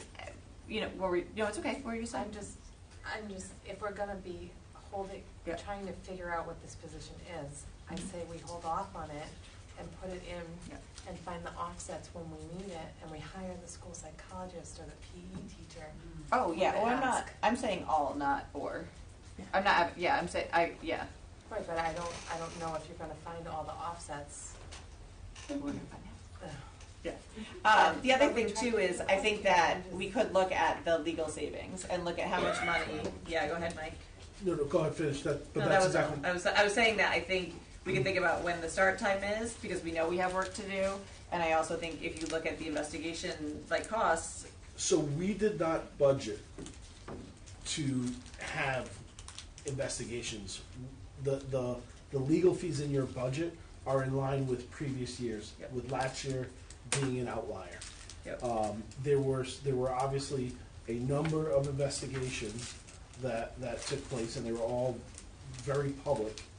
There were some that were not public, and those are factored into our legal lines. But in looking at this year's budget, we did not budget off of potential investigations. So last year's line, there were adjustments that were made as things came up. Mm-hmm. So I just don't want to say that there are potential savings to the legal line to fund the position. Where else in the remember what line budget is legal other than legal or investigations? So we have legal under, so there are two types of legal. there's legal, and then legal for special education related matters. Do you know the numbers? I know you know the And then there are some 53402. And what's the other one other? 53402. What's the other one other than that? We have them together. We put both of those dollar amounts together. So it's And then when you aggregated. talk about the claims and settlements, there's nothing in No, I'm talking that. about what Mike is just referring to. Yeah, it's together. So that's the, so for what you have, it's Because it's, what I'm looking at for year-to-date actuals is the same as what's being budgeted for next year. So I don't see any discrepancy between the actual cost this year and what we're budgeting for next so year. some of last year's investigations I'm talking about this year. didn't wrap up till this year. So we have investigations that started and were concluded last year, and then we have investigations that started last year. One of our investigators does not bill us until the end of the investigation. One of the investigators billed us monthly. So for one of the investigations, portions of it were charged to FY '22, because that's when the invoices came in. The other portions of it were budgeted, well, were not budgeted, were charged to FY '23. So, okay, so I think don't there's, think I think Jen's there's done. savings, because we're paying externally for some, wherever line it is, whatever it is, somehow, because we're not over budget, so we took it from somewhere. It came from, it could have come from vacancies. Yeah. It came, so it came from other areas, but not necessarily the legal line. Yeah, no, I understand that, yeah. If you keep this position in ESSA, after a year, you can evaluate the value of it and then make a decision at that point. You may want to go part-time. You may want to get an outside vendor to come in and do the full-time work. You have options, but if you kept it in ESSA, at least you can evaluate the program and its value at the end of the year. Can we, Because the ESSA money's for 1 year. yeah, can we, well, not all the ESSER monies for 1 year, right? Where are we? Are we done 2024? Is that what year we're in? 2025 for some of it, right? 2025, we budgeted for 2 years, but Yep. it's still yet to be determined whether that will be extended. Yeah, if there would be, the US government extends it to beyond that. Extends us to be able to spend down the ESSER 3 funds. Longer than that. Correct. Understood. But it's been budgeted for all those 2-year positions. So could these be, I'm not saying I want to, but like, Could they Are be you pushing posted for it? 2 years? The one pot of money that we're looking at is the 500,000, so it's like whatever we can fill within that, depending on, you know, What are That's the what would be stipulations available, of this ESSER fund? 500,000. so, but this could only be a 1 year position, it Yes. could not be a 2-year position, is what I'm hearing. Yes. yes. Okay. Yes, it is. You're looking like that could be a maybe. Well, okay, they keep on extending Okay. sometimes, as they see Okay. people aren't spending down the money quick enough because we can't fill positions, because things are happening, Gotcha. and they'll extend it, like they extended ESSER 2 spending until, I think we have until September 30th of And is there a next year. stipulation on what you use it for? Yes, there exactly? is. And these would fall within that stipulation? The Yeah. psychologist definitely would. The psychologist and And the the health. PE health teacher, Okay. we can say, is under the social emotional Okay. fallout from COVID. I mean, there's all a relation, and we have plenty of data to show the need in our district. The resource teacher at Hamilton is not addressed in here anywhere. Can somebody speak to the Yeah, the need for Hamilton. that? Yeah, we'd love to hear more about the need, and Yeah. So Nicole and I actually share, when I came on board and got hired this year, I have a half-time resource teacher, I'm assuming that's the position, and Nicole shares the other half. So as far as my knowledge, it was in the budget, it's not any funding for it, if that's what you're referencing. wait, so, sorry, Because just I to have, clarify the need. No, I need the need. So I'm trying to clarify. For me, So is there I'm a curious need for about a the full, need. another full-time? At Hamilton, which is our largest elementary school, you only have a half-time resource officer. no, so Okay. I have 2 full-time resource teachers. Okay. And then I share a part-time with Stony. And then I have 2 special ed teachers that are in Next Steps A and Next Steps B. So this is referred to as an LEA. Oh, okay, Okay. that I can speak to. Okay. All right, sorry, we were No, kind of it's okay, confused okay. of, we're like, did we miss something in the budget? So the LEA came, when Kathy and I were having conversations, because I have Next Steps A and Next Steps Can B. you tell me what LEA stands for? It's for our special ed meetings. Okay. So when our special ed director, just so you understand, is not there, our assistant director is not there to LEA and to chair the meetings, it's like for a chair, then the principal has to be there. Okay. So I think it was brought up a while ago to school committee about sharing within the different schools. So what happens is every day we have in the week, one day a week each school, or multiple days, we have a team day. And that's where our 504 meetings, referrals, initial IEPs, reviews are held. So you do need a chair. A lot of times our special director, assistant director, I mean, I know we're in a different situation right now, but normally they usually do not come to all those meetings unless there's like an advocate, lawyer, or a special need. My building has 424 kids. We also have Next Steps A and B. It's taking almost 2 full days of me as principal, and I call it behind closed doors and meetings from the time school starts to the end of the day. So when we were having those discussions, I need to be present, visible for my family, students, staff, and obviously you heard that we do not have social emotional support and psychologist, social worker every day at the building. So it becomes very difficult. So one of our suggestions when Kathy and I were talking was, not asking for admin for an assistant or a dean, but could we use an LEA special ed teacher in that role to chair meetings, because a special ed teacher can chair those meetings, and then use them in another capacity at the school, whether to, be proactive and, help out with our PBIS, deal with behavioral concerns, do some, reteaching, re-entry. So that was one of the reasons why we had put that in there. Okay. Who handles this position in the other elementary schools?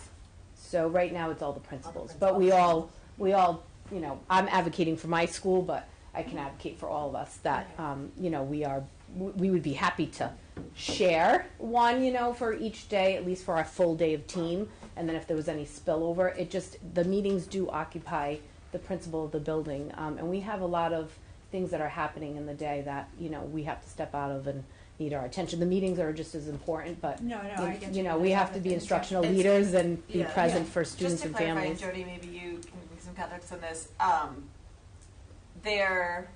So usually for like a meeting like that, so if you're going in for like an IEP renewal or what, all those, I think each student has 2 or 3 a year, or 1 or 2 a year-ish? Depends.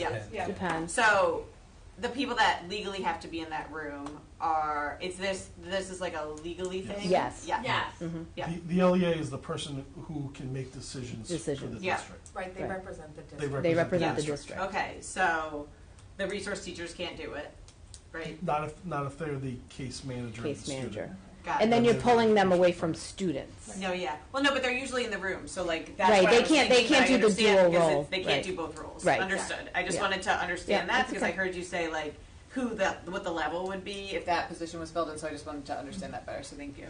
Yeah, and my school's a little unique too because we have Next Steps A and B. We have multiple meetings on our students for various reasons. So, I advocating for my own school, but it would be a great support even if we could share, within the elementary schools, one person to at least cover our team day. Like mine happens to be on Tuesday, trying to think of Thursday. So we all have a day that we work around. That our psychologist, social worker, it's a lot of planning to get everybody at the table because we don't have full employees at each school, so we do have to share our resources. But it would give the principals as admin to really focus on our students, teachers, staff, families, and anything that arises because we are, I am lately now on Tuesdays and most of Friday in meetings. I know it's unique this year, but I don't anticipate it really getting any better just because there are a lot of more referrals and diagnoses for kids because of the social, emotional, and their well-being. So, all our referrals have increased and kids need a lot more support and accommodations in the classroom. Jody, is there a strategic reason why Next Steps is at Hamilton? We're the only ones that have walls, I think, right? I was told. It used to be at Forest Park. There is a program at Forest Park. Yeah, there's a LEAPS program at Forest Park. I know, but next time. And Hamilton has the walls and the, we're at capacity right now. We have the space. And we also need to have students, within their own age and grade levels because they are mainstreamed into the classrooms. So they can't be in a program in isolation. Yep, but like kids that would be at Forest Park are at Hamilton. It's a district. Yeah, it's all. It's a district-wide District. But it needs to be in an elementary school, is what I'm hearing. Correct. Yeah, okay, Correct. understood. But that's not something that we're prioritizing or wanting to spend extra money on. So I know that this position has been, so not this position, a And I know- administrative position to be an LEA had been proposed in previous years and had not made it Yeah. through. I know this year it's being proposed a little bit differently. What's the cost of an LEA? Less than $100,000, I'd imagine. Yeah, they're saying. Because you highlighted a remaining line on that thing for me. 87,000. with We're benefits? assuming it would be a special ed teacher that, you know, it would be advertised and they would be able to LEA the meeting. So Yep. I'm not sure if it would be something I would imagine internal first. We You know? budgeted that second step with a master's degree, $87,000. And that's salary. And benefits. Jody, you look like you're making a face. I'm loving Jody's nonverbals right now. I Tell us have more. no poker face. The likelihood, though, is that someone internally will take that is a top step, high-paying salary, and then we would backfill their position. So I mean, it's a snowball effect. Yeah. You wouldn't get a second step teacher typically interviewing and receiving the responsibility for that position. You would want someone very You would want experienced. someone tenured, senior teacher, staff member to take something like that, but then you would backfill. Okay. I So mean, hopefully a second step or less. At Hamilton, we thought we could use the person in different capacities, right? But if But that for wasn't the sharing them would be case, you know, I would definitely still advocate for one for all of us. Because I think it would make us principals, you know, more available to our students, you know, to give the instructional support to our teachers, which they need because we're adopting curriculum, to deal with anything that comes our way, to be there for families, for volunteers, for supports, and just be, you know, not tied up in meetings that you can't really leave unless there's a true emergency. And this also would not be a cure-all. So there are those cases we call the heavy hitters. Right. That You would I still would be part of that would it. require Right, the right. administrator. Like I would definitely. No, but like I don't routine. need to use my own personal life as an example. Like I don't need Cynthia in those meetings when I always felt badly because I knew that there were better things Right. and her team was doing a great job. So So if that there's makes like sense. annual reviews or just an IEP review, that would be something that obviously, you know, the principal could step out of. Obviously, anything else that's initial referral that, you know, decisions would have to be made, you would have to have an admin in there. But for just a regular routine, this Yeah, and it would be person could handle them. strategically Yeah. with your clerks, you strategically schedule. Like right now, we're trying to schedule like reviews on one day and anything really heavy that, you know, heavy that I need to be at and present that, you know, Greta or Kendra couldn't be at. Right, right. So it's a lot of scheduling too. Okay, so the other question that I wanted to hit on, and then maybe you can take a recess, and then we can decide also. Huh? Say it again? Go ahead. I didn't know we were gonna be recessing. I know, I thought people might want to use the bathroom. But we could not. I know I would like to. So my question was about preschool or elementary teacher. That was the other one that got. Can you, Colleen isn't here, but Yeah. maybe Nicole can speak So on it's- that part. It's Fishing Cove, that Yeah. would be the preschool position, but I know in my building, we're looking at numbers, they were looking at possibly increasing I have 4 kindergartens that are fully full. There's no place for them to go at Hamilton. So I'm looking at the numbers going into first grade, it's moving my first grade from 2 teachers to 4. And we have 4 kinders, so I know we're looking at adding on an elementary position in my building to manage the current need that we have for numbers of students. I can't speak to the preschool position though. Was it a position for elementary and preschool or combination? The way it was presented to us is preschool or elementary school teacher, and so I was just curious. That's helpful to know about Stony, and because we don't have the context, right? So we see it on this, and then we don't know, like, oh, what's happening? So knowing that there's 4. Do we know, and I don't think it's due yet, do we know if your 4 kindergarten is going to be a continuous thing at Stony next The year? enrollment is way up for the K registrations. I mean, pandemic babies. Yeah. Yes, it's this coming year. And so, does anybody know the context of the elementary? So that elementary we think is That the was what Stony I was one. thinking, that was. I think it was based off of higher than anticipated K enrollment to date. Okay. So even more than the K we added this year. Correct. Yeah, which was like 2 weeks before school, we added a fourth K Right. for me. So And now- that's across the whole district. Forest Park's full, Hamilton's full, I'm full. So we would be adding Caroline and her fifth friends grade? are coming. Get ready. I don't people. think we're not These we're not pandy babies, they're 100% sure where wild. it's shaking out just yet. Okay. And then the preschool one, and this is just the workshop. So, but it would be helpful for us to, I think, have some context of where that's coming from, because I know the preschool is different because of the way that we do the lottery and different things. So I don't know if there's an increased need because of the special need, like maybe there's something there. So I'm sure Kathy did her due diligence. So there's definitely a reason that it's listed here. So if we get some context for that eventually, Mike, that'd is be it just helpful. listed that way just in case it becomes a Ye- preschool? yes. I think Right. the I think of potential the- is it's a K or 1 position To that's quote going to be needed. to quote you, the COVID babies. Oh, okay. So it would be like a swing depending on where it could be preschool, kindergarten, or it's not. We're picking one or the other. It's something. No. Yes. Where the And need is. it sounds to me like this is a maybe, we're not quite sure, it could be, might be, we don't know. But might be a helpful use of ESSER funds if we need a 1 year. That is something I feel like you could. Yeah. A new person coming out might be willing to do it, roll for a year maybe. The problem is the max capacity. So kindergarten can hold 19, then first grade can hold 21. So you can increase three students. So that class where she has 4 kindergartens rolling into 24. two first grades is a problem. They're Yeah. not going to be able to fit that. And already we've sent a lot of our Hamilton kids to Stony because we filled classrooms there as well. So And what this How does did is we fund that position? with the extra state aid, Okay, the state aid that came in July. okay. That preschool, elementary won't be supported by ESSER, is that right? well, that's what she's saying. Could it be? Because we kind of looked at the restricted uses. It may or may not be supported by ESSER. Some of the verbiage, some of the language in the ESSER uses and restricted uses is vague. So Yeah. we have to do a little bit more digging because we started looking at that. Okay, particular one. but that's okay to know because again, like there are things that we probably pay out of our operating budget that you could pay with ESSER funding, like in theory.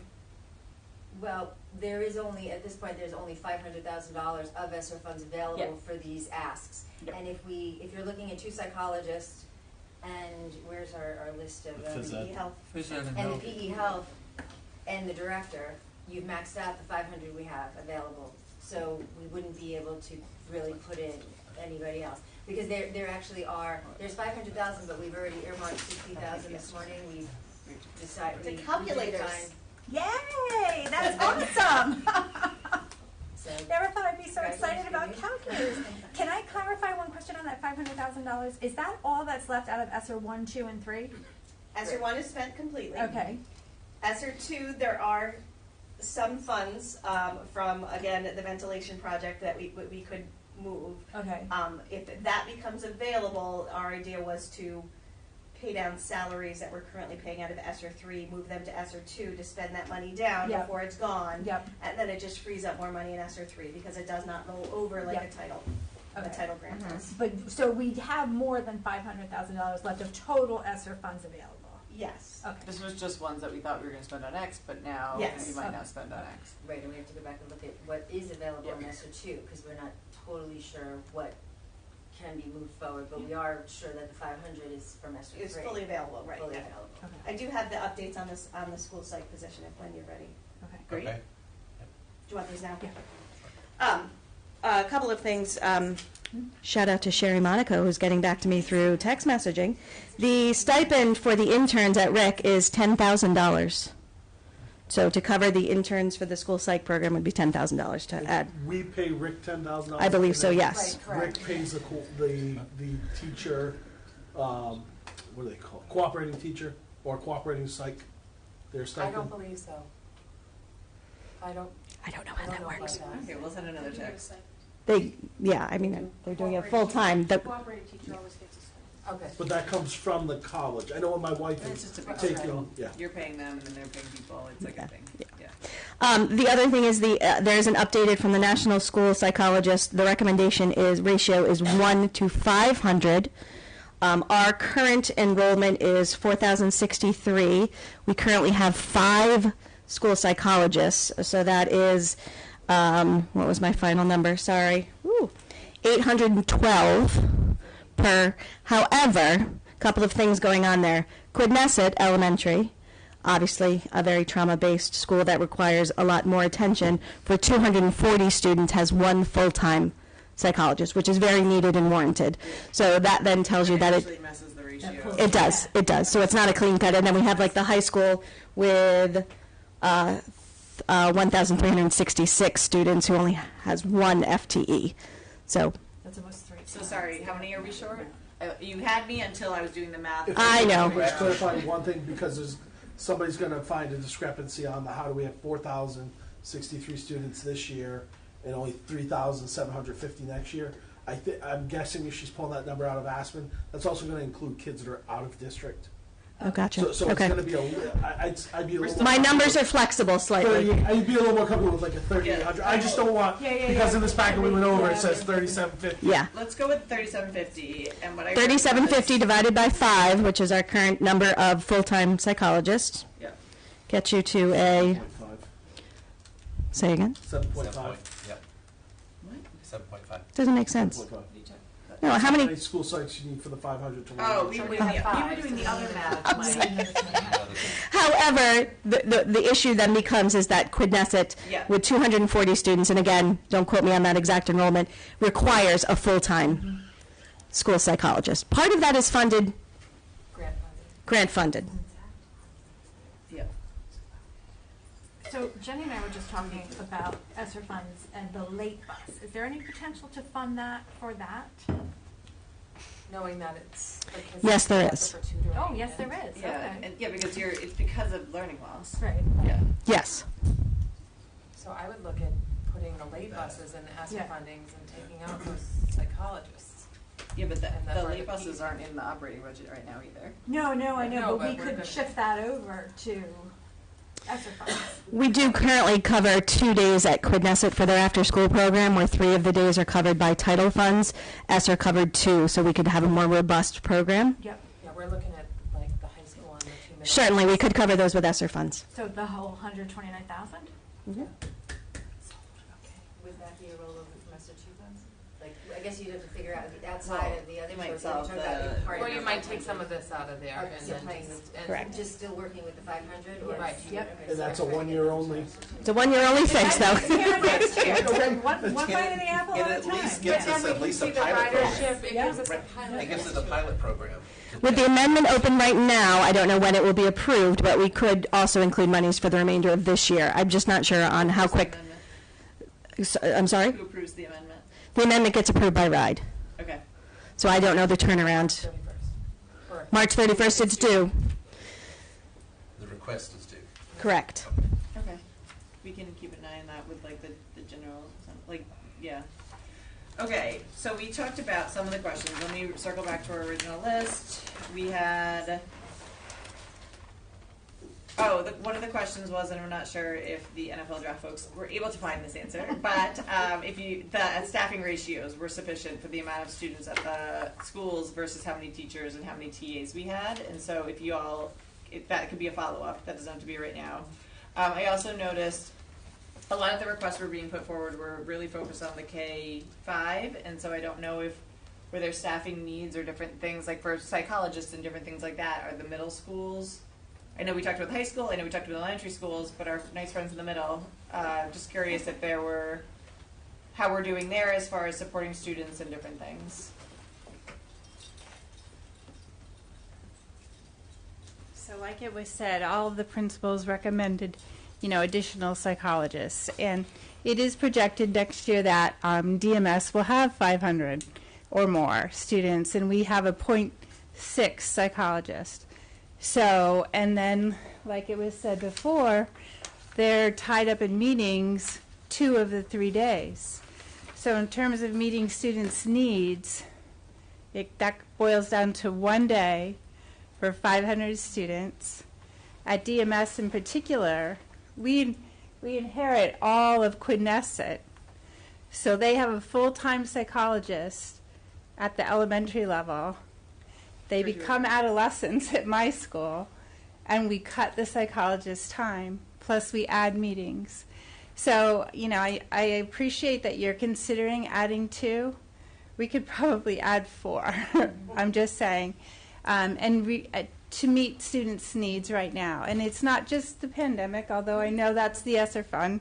It's the it's the use of social media. So society is changing. Kids are, we're trying to help kids be educated, as a whole person. And we also acknowledge that mental wellness is a thing, yeah, which is good, right? But you also then have to talk about it and work through it a little bit. Where I don't know if that happened 20 years ago. And when we don't have a full-time psychologist as well, so we have, they have a relationship with the child. The child needs a psychologist. They're over at Wickford, and the same thing happens at Wickford. Like today was a day where our psychologist was supposed to be at Wickford, but we had an intensive meeting where we required the presence of the psychologist. Not even virtual wouldn't do, so she had to leave Wickford and come to DMS, and that happens on a very regular basis.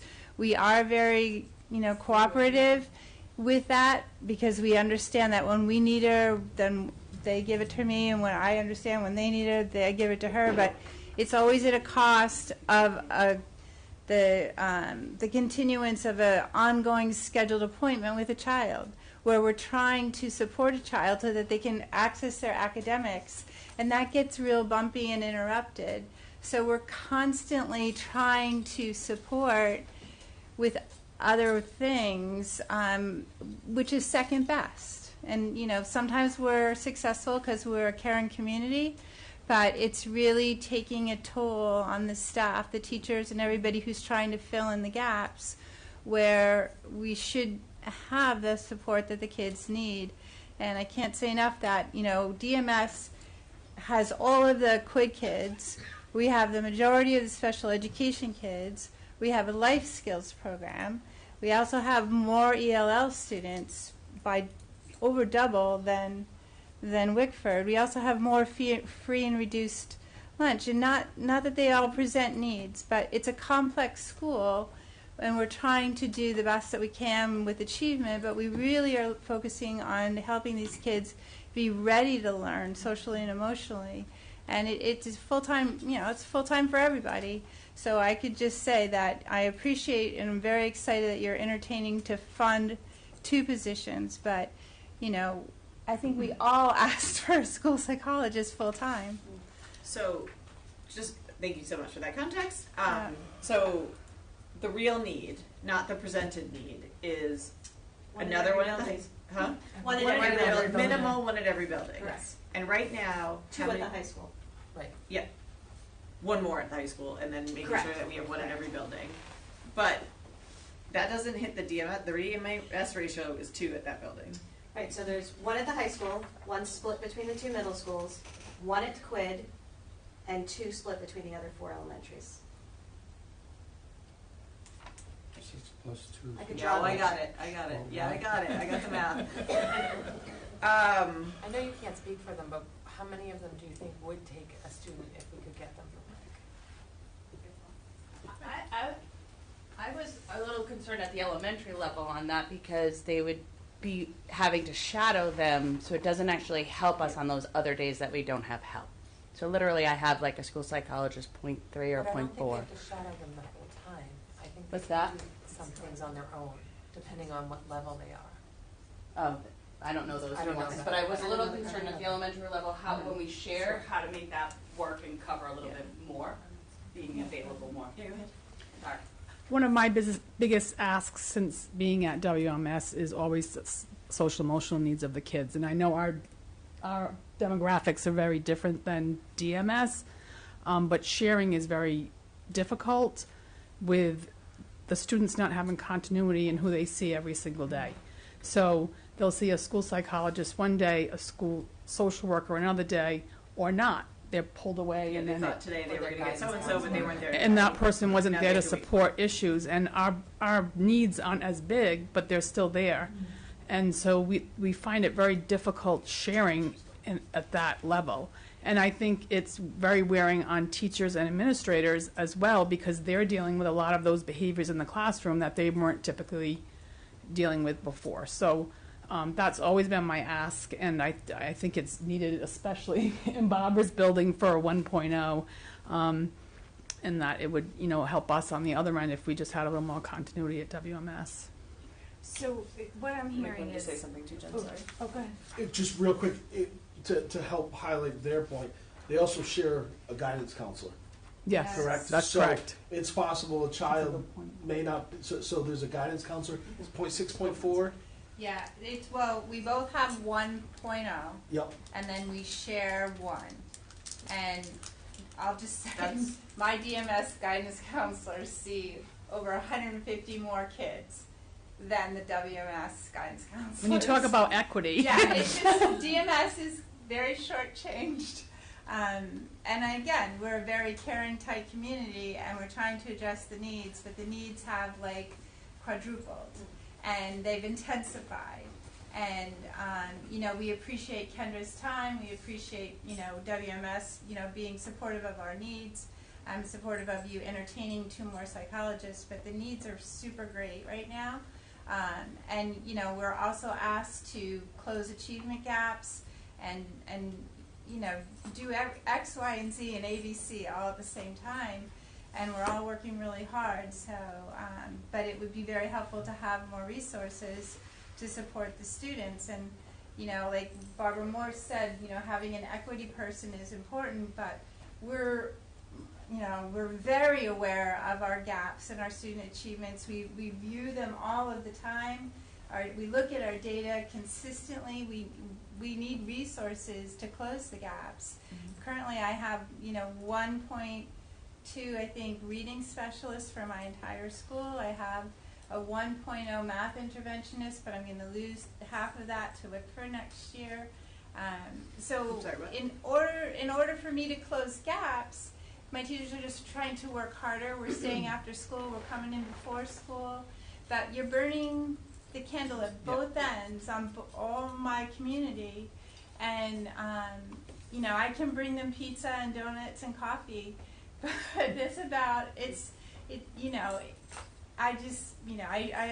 I come back to I'm super excited that you're adding 2 psychologists, but there is more than that we need.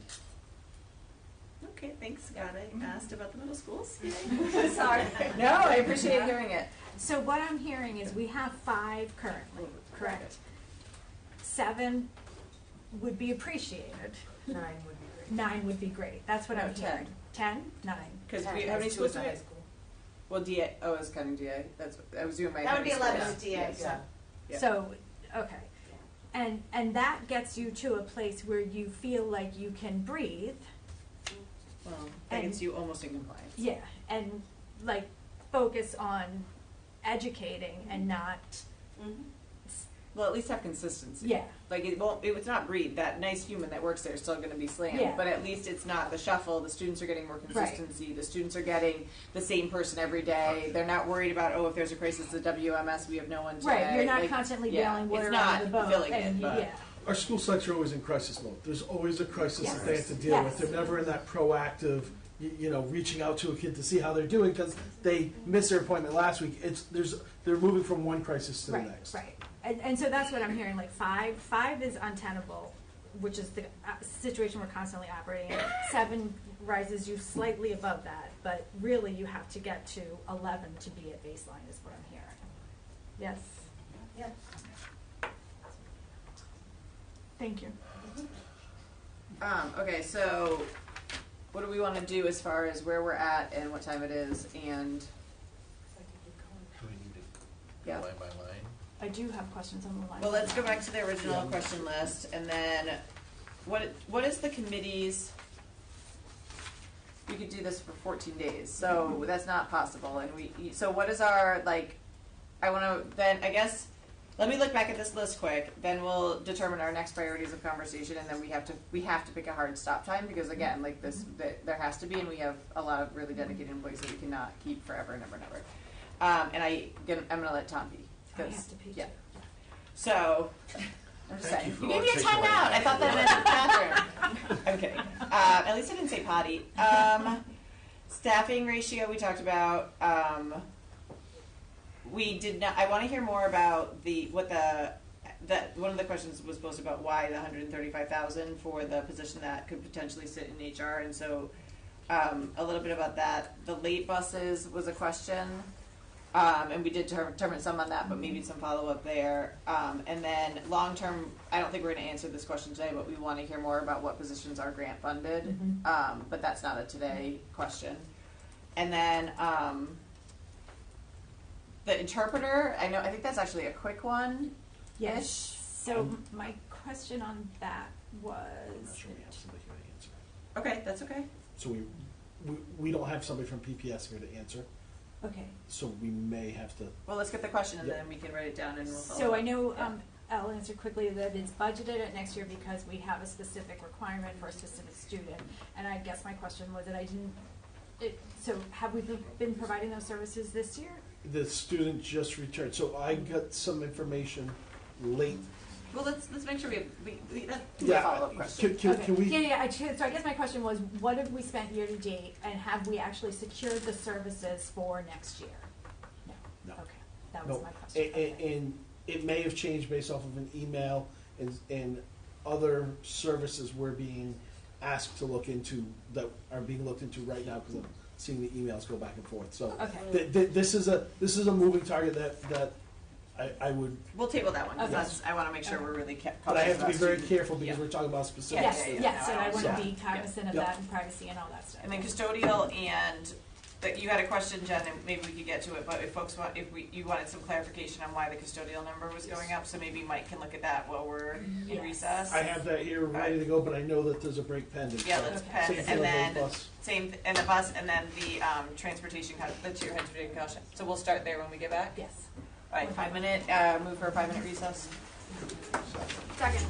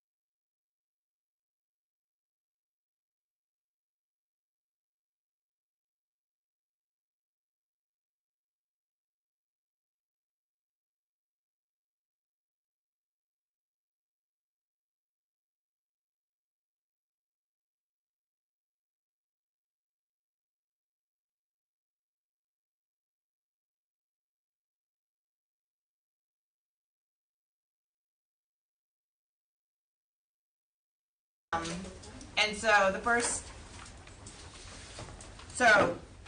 I guess first let's decide kind of what our path is here, because we've got a lot of information and obviously limited time. And so thoughts on kind of process, what people need as far as information, and I definitely want to be very cognizant that we have like a lot of building administrators and folks here, and so especially if there's specific questions about things that they would be the best people to answer for, I want to prioritize those questions as we have access to other folks like easier in different ways. And so if there's anything else like as far as your questions, line items, different things that impact the folks in the audience, I definitely want to prioritize those.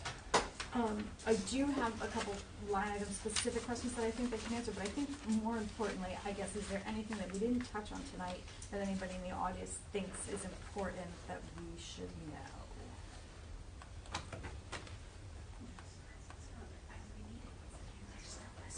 Don't be shy. Ask for everything, but do you want to hear? What's that? No, and we very much respect the process that that you all went through in providing. Like I know that there's a process, but if there's things that are in here, or like like I asked the questions about substitutes, like what is how is that increase? Where is like I know we have more, but like You've got that. That's not okay. That's not that's strictly a numerical. Okay. It's double the price of what we're paying. Yeah, I mean. Yeah. Yeah, now I have questions about that I'm going to. Okay. Yeah, that's not that. So we had talked with Kathy previously, and I know it didn't even make it into the budget, but we had asked for an increase in TAs. So especially, and I'm going to talk about Hamilton first. Like I said, I have next steps A and B, so it looks like I have a lot of TAs for our general population, but a lot of my TAs are in a specialized program. Then I only have 7 building TAs. I'm going to be honest with you, I've had 2 resignations right now, and it's been very hard to fill for TAs for the positions, but the building is running on bare bones of supervision for recess and lunch duties. I do not have the ability to ask teachers for recess and lunch duties per their contract, so we are depending heavily on my TAs. My building would not run in the morning. I'm out there with them in the morning any chance I can get, in the afternoon for arrival dismissal. For lunch and recess, we have 424 kiddos. It's about, I have some behaviorally really challenged students right now, which are occupying a significant amount of some of my TAs. They're not one-on-ones, but they're providing support in some classrooms, so then it leaves 1 maybe TA per grade level. So I have 3 of each grade level classrooms, and then I have a bump in grade 1 of 4 classrooms in 1 grade level. So when you have an indoor recess, you can do the math and the ratio. There's not enough adult supervision for our students outside or inside. So I had asked for at least 2 TAs. Kathy had come back with maybe you'll get 1, and then I got 0 approved. But there is a big need. If you ask my TAs and my staff, that is one of the biggest needs we need at Hamilton. And I know I can speak for all the elementary schools that that's one of our just trying to prioritize what can you accomplish. No, but I think what's really helpful for us to understand the context, and it's not that that anything, we might not be able to do anything, but when we are going and advocating at the town level, to make sure to be able to say, like, this is the ask, but this is not the ask. This was the negotiated down ask, and there are way bigger needs, and having some of that context, I think, can help us advocate for you all when we're working with the town. I'm really understanding, like, that this is already it's not 2, it's 5. Right. It's not this, it's this. So that's where it's not that we might be able to do anything, but at least being able to be educated to talk to folks about it is really important. So and they're really being used for academics, behavioral support. We don't have a psychologist, social worker. They're they're really acting as all sorts of facets in the building. So as myself as an administrator, I'm so appreciative to all of them because they're really stepping up and trying to do the best they can, but there's not enough of them. Why do we think that is? Why can't we fill TA positions? Is that a problem that needs to happen? I think from what I've been told, because I am new to the district, some of my TAs said that it's the pay. I'm not sure if that's completely accurate. I think with ESS is paying more than what their contract is paying, what one of the TAs told me today. So they think we're having a hard time attracting, and they're not getting paid. Employees that are TAs do not get paid for vacations or the summer. So I think if you look at it as a part-time job and you get great health benefits if you need those, then it's an advantage. But if you're looking for year-round, it's a disadvantage. All right, thank you for that context. And if anyone wants to add anything to that, please feel free. You're like, I have my I coat would on, like now to it's off. just Here we go. build upon that just to reiterate, when you're talking from this perspective about teaching assistants, that the need for K-1 and 2 right now and coming from pre-K is tremendous. This past year, we did try to funnel more of our teaching assistant support into my 4 kindergartens. Each have one person. It's still not enough, and I have 8.5 teaching assistants, so that leaves some grade levels with 0 support. And it's only going to get worse as it continues, because we can see what's the need right now in our preschools, and it's doubled already. So we need to continue to keep those supports in those younger grades. And then we need to be able to function as a school. I mean, I have 381 students, so it's like, yeah, how do we run our 3 lunches and be able to support safely everybody? Is there a recommended TA to student ratio like there is for social workers and psychologists, or just a best practices that There's just a best practice. We had really tried to prioritize kindergarten and have a TA every morning during the core academics and move their specials to the afternoon and really set that precedent. I mean, especially the beginning of the year with the fact that some of these kids weren't coming in with the basic skills they needed to be successful in kindergarten. So, but as you heard, we just don't have enough to provide that coverage. Even if we're very creative in scheduling and set that priority and intention, it would be great to have a TA in every kindergarten, at least in the morning core content time. Thank you. Can I just return for one moment to the equity question? I just want to ask this of the principals who are in here. Is there anybody here who is taking the position that we do not need an equity officer or an equity director, or who has that feeling? Is there anybody here who feels that way? I feel like we need 15 psychologists. Then that would be nice. No. I understand that you need psychologists. That's very, very clear. Yes. But I want to know whether or not that particular question, because apparently there are people who are watching this who are drawing that conclusion. And I don't think that I heard that from any of you here. Is that correct? Is it more that you're getting, there are higher needs for you right now, that's not on your priority list right now? Well, it's really hard to decide when you need something that's so undefined. Yep. That's still what? Undefined. Undefined. Okay, I understand.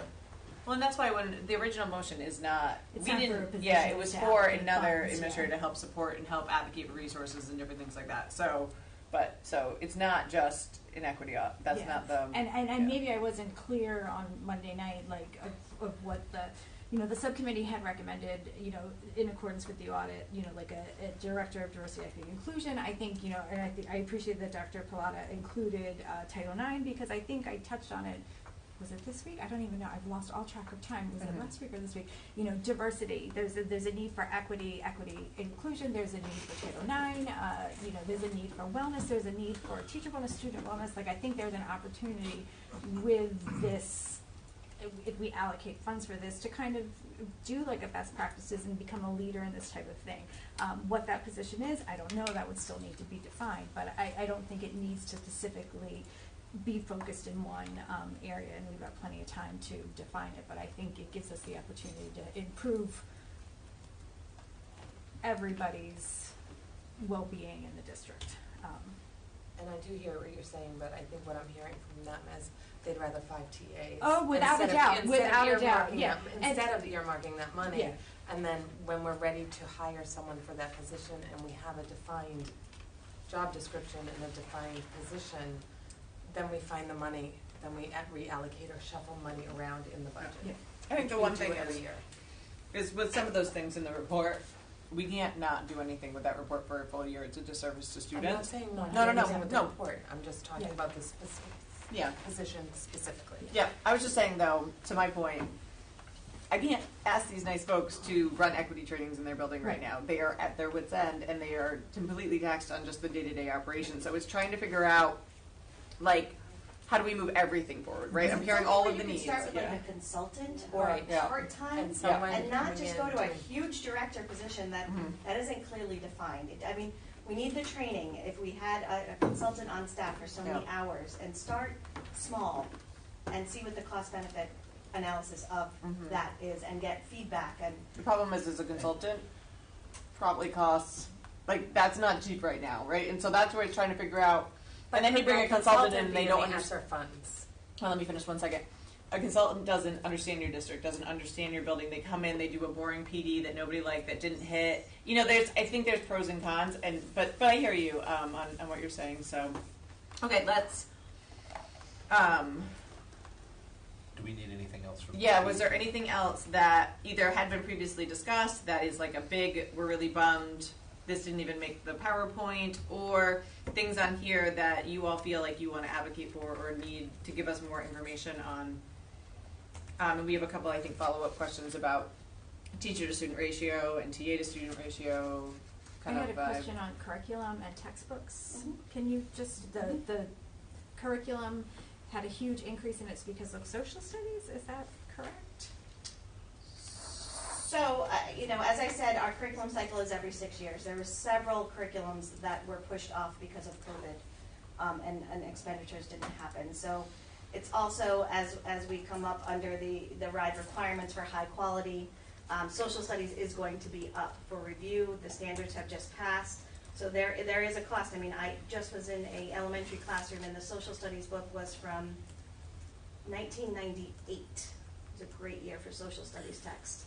So that is a huge cost. I mean, when you're looking at social studies curriculum. So yes, there is. So it's no, and that's fine. I'm just trying to like when you see you go from like 3,000 to 75. So, like it's a big jump. Can you let us know what other deferred costs, what other curriculums were deferred because of the pandemic? If you're on a rotation, not right that you don't have to do it this second. Okay, yeah. I know, but these are like if in the next, soonish though, that would be Science helpful. has also been deferred because we are waiting for the high quality list to come out from the state. Understood. So there's a lot, when we talk about those 3 years of things that were supposed to come up, pandemic delayed a lot, and now we're delayed even more because we're waiting for the state.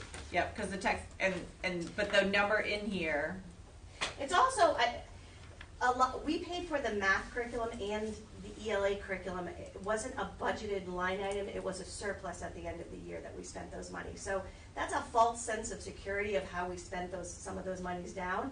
But we do need to, we have it's our policy to review curriculum every 6 years and to purchase new curriculum, especially social studies curriculum that's decades old. So, the other one was textbooks. The budget for this year is much larger than that's the related cost to So what's the difference between curriculum and textbooks? So there might be a curriculum technology line that is our digital platforms, and then textbooks would be the hard. Okay. So I think what would be helpful for me in making big jump decisions like that is understanding a little bit of the context, and so maybe like just understanding because it's a noticeable jump on the budget line, and so Elle, if you have any background information about how we got to those numbers, that Are would we be talking helpful. about the textbooks line? Both. The We textbooks. also had grants. We had grants that paid for things. We had the CLSD grant. Yep. So there's been a lot of support to pay for the big adoptions that we recently did of math. I'm talking about next year's budget. Oh, that's what we're like talking going about. from this. But I think you don't yeah. see it in previous years' budgets because monies were pulled for different places. So now it looks like there's a big increase, but now we're finally putting it in the budget. So you're saying no, actually, we've always been spending that Correct. much. So I think we have a reclassification, but I also believe we've got a health curriculum that has. So when we say health curriculum, the curriculum gets adopted, but then there's a textbook component that goes along with it. So there's curriculum work to select a curriculum, to implement the curriculum, and then there's supply. So I think when we're looking at the So I think what I'm textbook asking for line, is more details in that, not to I think not I've be got able to do it, but to be able to defend it and to be able to talk about it with in an educated way. So I think on that textbook line, we were looking at health, we were looking at a couple of secondary social studies. We never finished the algebra sequence, so we need to purchase algebra 2. Last year we only put in for algebra 1 and geometry, so that would finish out our high quality curriculum in math.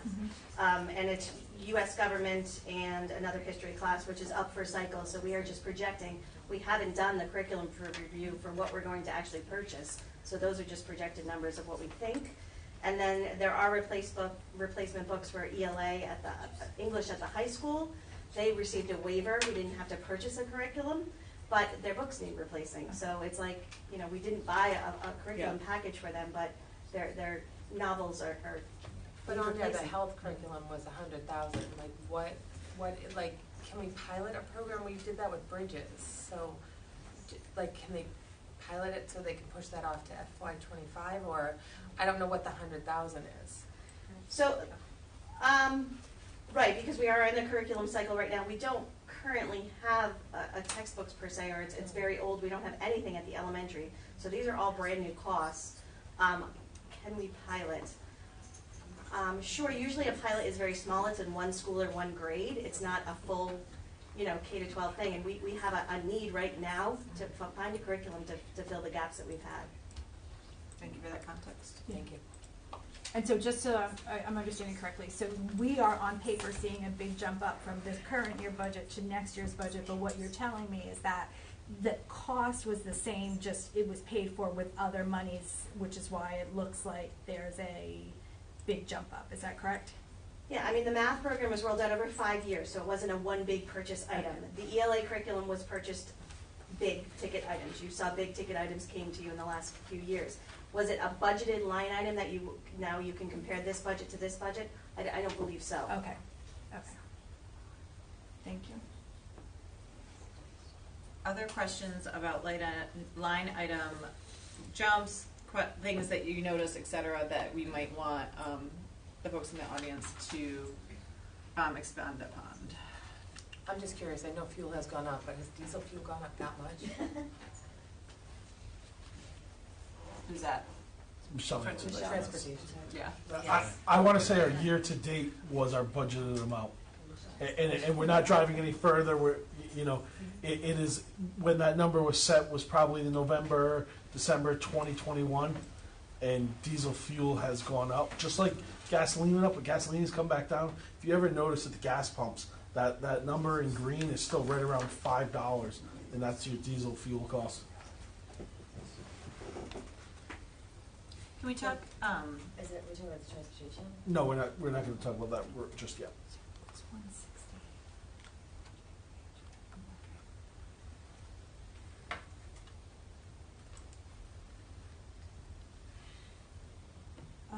So to finish with the fixed cost increases, just to touch on the substitutes. So Ella said last time that it was the instructional teachers and the sub. So I know we increased the sub rate last year. It went up by about $35 a day. So it went from, I'm sorry, did you want to finish? I have actuals in front of me. Okay, go ahead. It went for a teacher, it went from $90 to $145. Okay, and how much is that? That is $55. 55, okay. For a TA, it went from 90 to 125. Now that is what the employee gets. We use Source for Teachers, so that 145 isn't the cost to the district. Okay. What's like is it 190? 197 something. Yeah, the range, that's what I just given Mike. The range for teachers right now, we pay anywhere from $166 to $237 for one day for a teacher. We'll pay $462 for a principal sub, and the TA sub we pay $165 a day to Source for Teachers for each of those. And year to date, we're already looking at, they gave you year to date? 838. 838, and that's 5 months out of a 10-month year. So you just multiply that by 2, you've got your 1.7. That's pretty much. So how does that break down in terms of how many people are out on a daily basis? So, roughly. And it's not just people who are out sick. It's also unfilled vacancies will have subs. So like when the Forest Park principal is out, you're paying that principal rate for a long term, or Correct. for middle school or whatever, and we know we had some this year that were pretty long term, but. A teacher goes out on maternity leave. A teacher, those are all substitute costs. Anytime someone is out or we can't fill a vacancy, we had a position at Hamilton that we could not fill for, when did we fill that, in November finally? For next steps. For next steps. So there was 2 months of a substitute. So while we weren't paying a salary, we were paying a substitute. Yeah, but there's no way that the vacancy money didn't cover that. They're different line items. You don't reallocate? Well, those are the budget transfers that have to be done that we talked about. Right, So you're going to see that lines are somewhat skewed because they're going to have to come down. So some of the sublines should get. Right, so wouldn't that affect what we're budgeting for this coming year if that's not So what really Jen's getting coming? at, is it really gonna cost us $754,000 Like, that's where we're going, right? Like, Yes, is this real? That's the Like, that those is the are real substitute numbers. line. What we'll have to do is take money out of salaries if we recognize that those vacancies give us some savings, and bring it down to that line to cover that cost. I guess what my That's a question budget is, transfer. like, putting aside vacancies, because those are gonna come from salaries, what are we projecting our true cost for substitutes, like filling in for maternity leave? $1.7 million. Right now, year-to-date, September through January 31st, we have already incurred $838,000. I'm hearing you, but I'm hearing that some of that is actually coming from filling vacancies, Yeah, like which the is Forest not Park the same one, thing for in my example. mind. That's, okay, so when you talk about, you call a substitute line is a Admins are substitute already- expense. I and understand that that's from his that expenses, line but item. Wait, Jen, let conceptually. her finish. Right, so I'm not sure I'm understanding your question, because that is the substitute cost. Right. For that line item, that is the legitimate substitute Here, I can, projection. I'll do it, yeah. For that. I think I understand. I'll try to translate. So I'll use my kid's school as an example. So Forest Park Elementary, we had a long-term principal sub, right? So, but also, like, Dr. Scheller's position, like, that money was not getting paid to Dr. Scheller after they left, right? So I know that this came out of the substitute line eventually, but then, like you were saying, like, the salary would get shifted. But this year we have a principal now, like, they started last week, and so that substitute money won't need to be in that budget line, because that's not going to happen this year.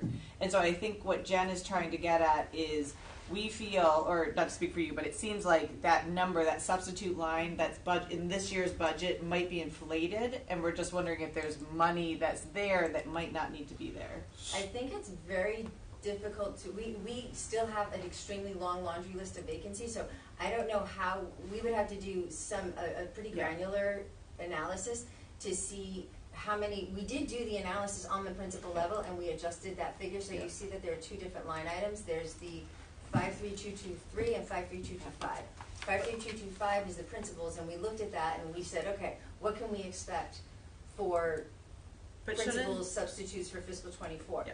The other substitutes, we have not filled the vacancies, so we would imagine, I mean, that's a whole nother. I would imagine, though, that what Dr. Scheller was making is more than what we were paying the principal sub. So there should be vacancy funds somewhere. Right, and those would require a budget transfer, and as I mentioned on Monday's meeting, that's why fiscal 23 was not really ready to be presented to any of you, because the work for that budget and projection has not been completed. Yeah. So we gave you what you asked for, which is whatever you got, and that's what we, so to the point is, we can move the money, the budget out of the salaries, of course, to cover that expense, and that's exactly what we'll do.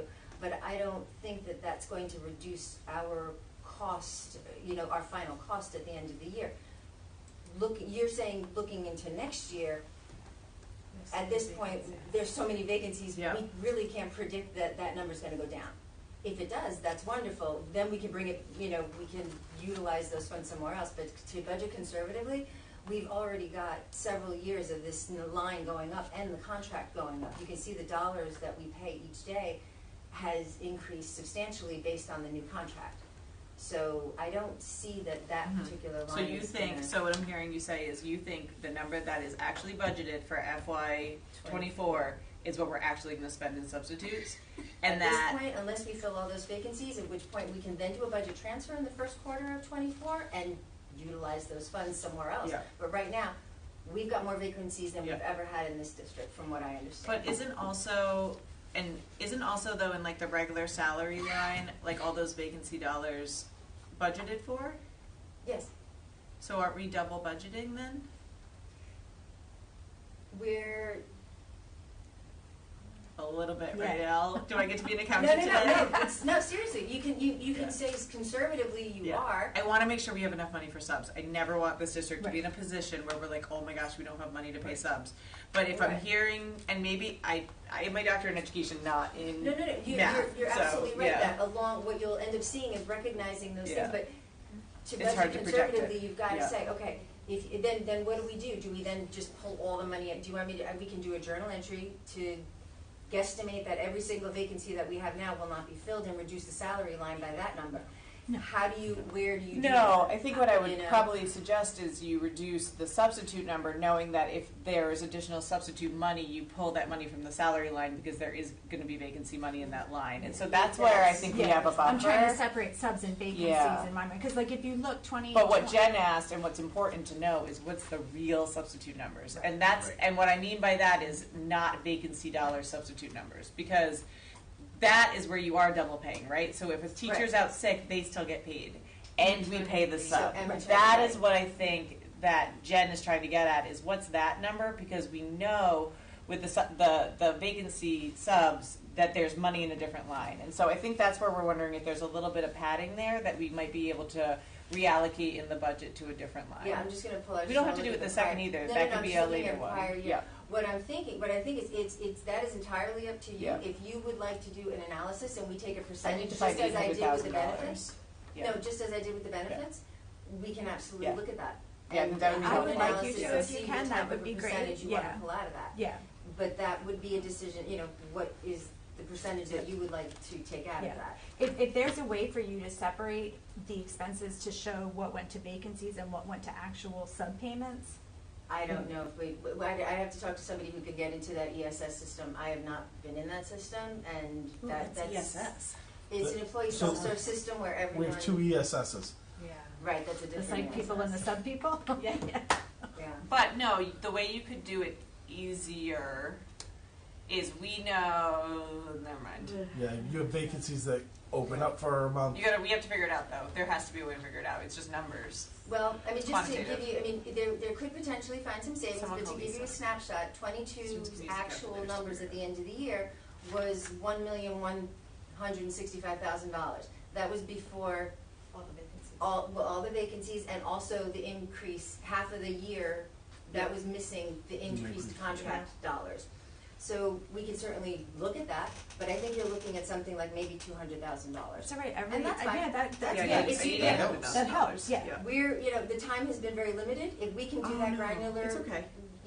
Look And at it's many not- of these line items, Yeah. and maybe come And to I know that we something. can reallocate and different things like that, but what we're really trying to help advocate for is more permanent, positions and different things and trying to get what folks need in the buildings and whatnot. And so I want to make sure we're conservative. That is definitely, I don't want to, like I said, do that. But I do think that there might be a little bit of money there. And what we're going to be at the point where we're going to be looking to see, okay, where can we find $50,000, $100,000 to do some of these things permanently? And so I think that's where we noticed that. And so maybe there's something that we can do there. So I appreciate the extra look into it to see if we can figure any of that out. And the only other thing I'd point out along that line is if you no longer have a vacancy, you now have a person who may be out and then require a sub. Valid. So the It's not a complete net. correct. whatever, It's yeah. not going to be a complete net. So to But do we that, should- you'd almost have to take the average of the average employee Do is average, out yeah. X days a year. So fill the vacancy and then. Well, if they're meeting with 590 students in a month, you might be getting some more sick days. So, But that 200,000 gets us 2 psychologists. no kidding. Yeah. Okay, other questions for the line item questions that we might be able to get some additional context from? That we need them for. Yeah. Maybe the only other thing is I had a question on the psychologists. It's my understanding that what's in the budget is third-party contractors. Can somebody clarify what that is for me? I'm not sure. I think we need. Do you feel comfortable that's a PPS? Yeah, field? we have, Okay. well, I mean, they are the third-party contractors, and that's the budgeted amount that the PPS department has given us for last year. You're talking about the I guess I'm just 236 wondering, what is a third-party contractor? Can you give me an example? of Oh, what that is, Arthur please? Trudeau, ABA. Arthur Okay. Trudeau Center, Okay. and Yep. a third-party contractor meaning anybody who's not an employee that services the children in the PPS Okay. department. Other districts Okay. do evaluations and stuff. Okay. Oh, that makes sense. Okay. Momentum, yep. Momentum, Yep. I think there's a couple. Is there anyone? So, I'm sorry, there was kind of a big increase over the current year's budget to the budget for next year. Any idea why? Right. Well, last year's, actually, I have to tell you that's a very surprising line item. Okay. Last year's actual numbers, fiscal year '22, finished at $299,000 of actual costs, so the idea of budgeting $20,000. Yeah, seems a little weird. Yeah. We found some strange. Hold on. strange- Sorry, you lost me. Row number 7, You're looking lot- at 53205. 53205. Hold on. Oh, Say it for again. psychology. 53205. Thank you. That was one of my questions that I had submitted 52305. Yeah. for psychologists. No, Oh, I no, think that's not in this this, year's it's in this budget is 24. correct. I'm just Right wondering here. why last year's budget, It well, says this, 20,000. next year's budget is, yeah. So we're asking for 336,000 more. So did we get an Why answer? is it all of that? So, I don't know, it's just because all the other actuals have been consistent except for this current year's budget. So did we get an answer on that or no? No, I don't think so. Was this the one that was budgeted this year at Let the 20,000? again. Last year was 300,000 Yeah, actual. and next year is, You don't know why it was 20 for this year. So those are the kinds of adjustments that get made throughout the year. Like, Yeah. I'm gonna think that 20,000 Well, was the problem either is we're an $2 million more than we were error last year. or was a reclassification.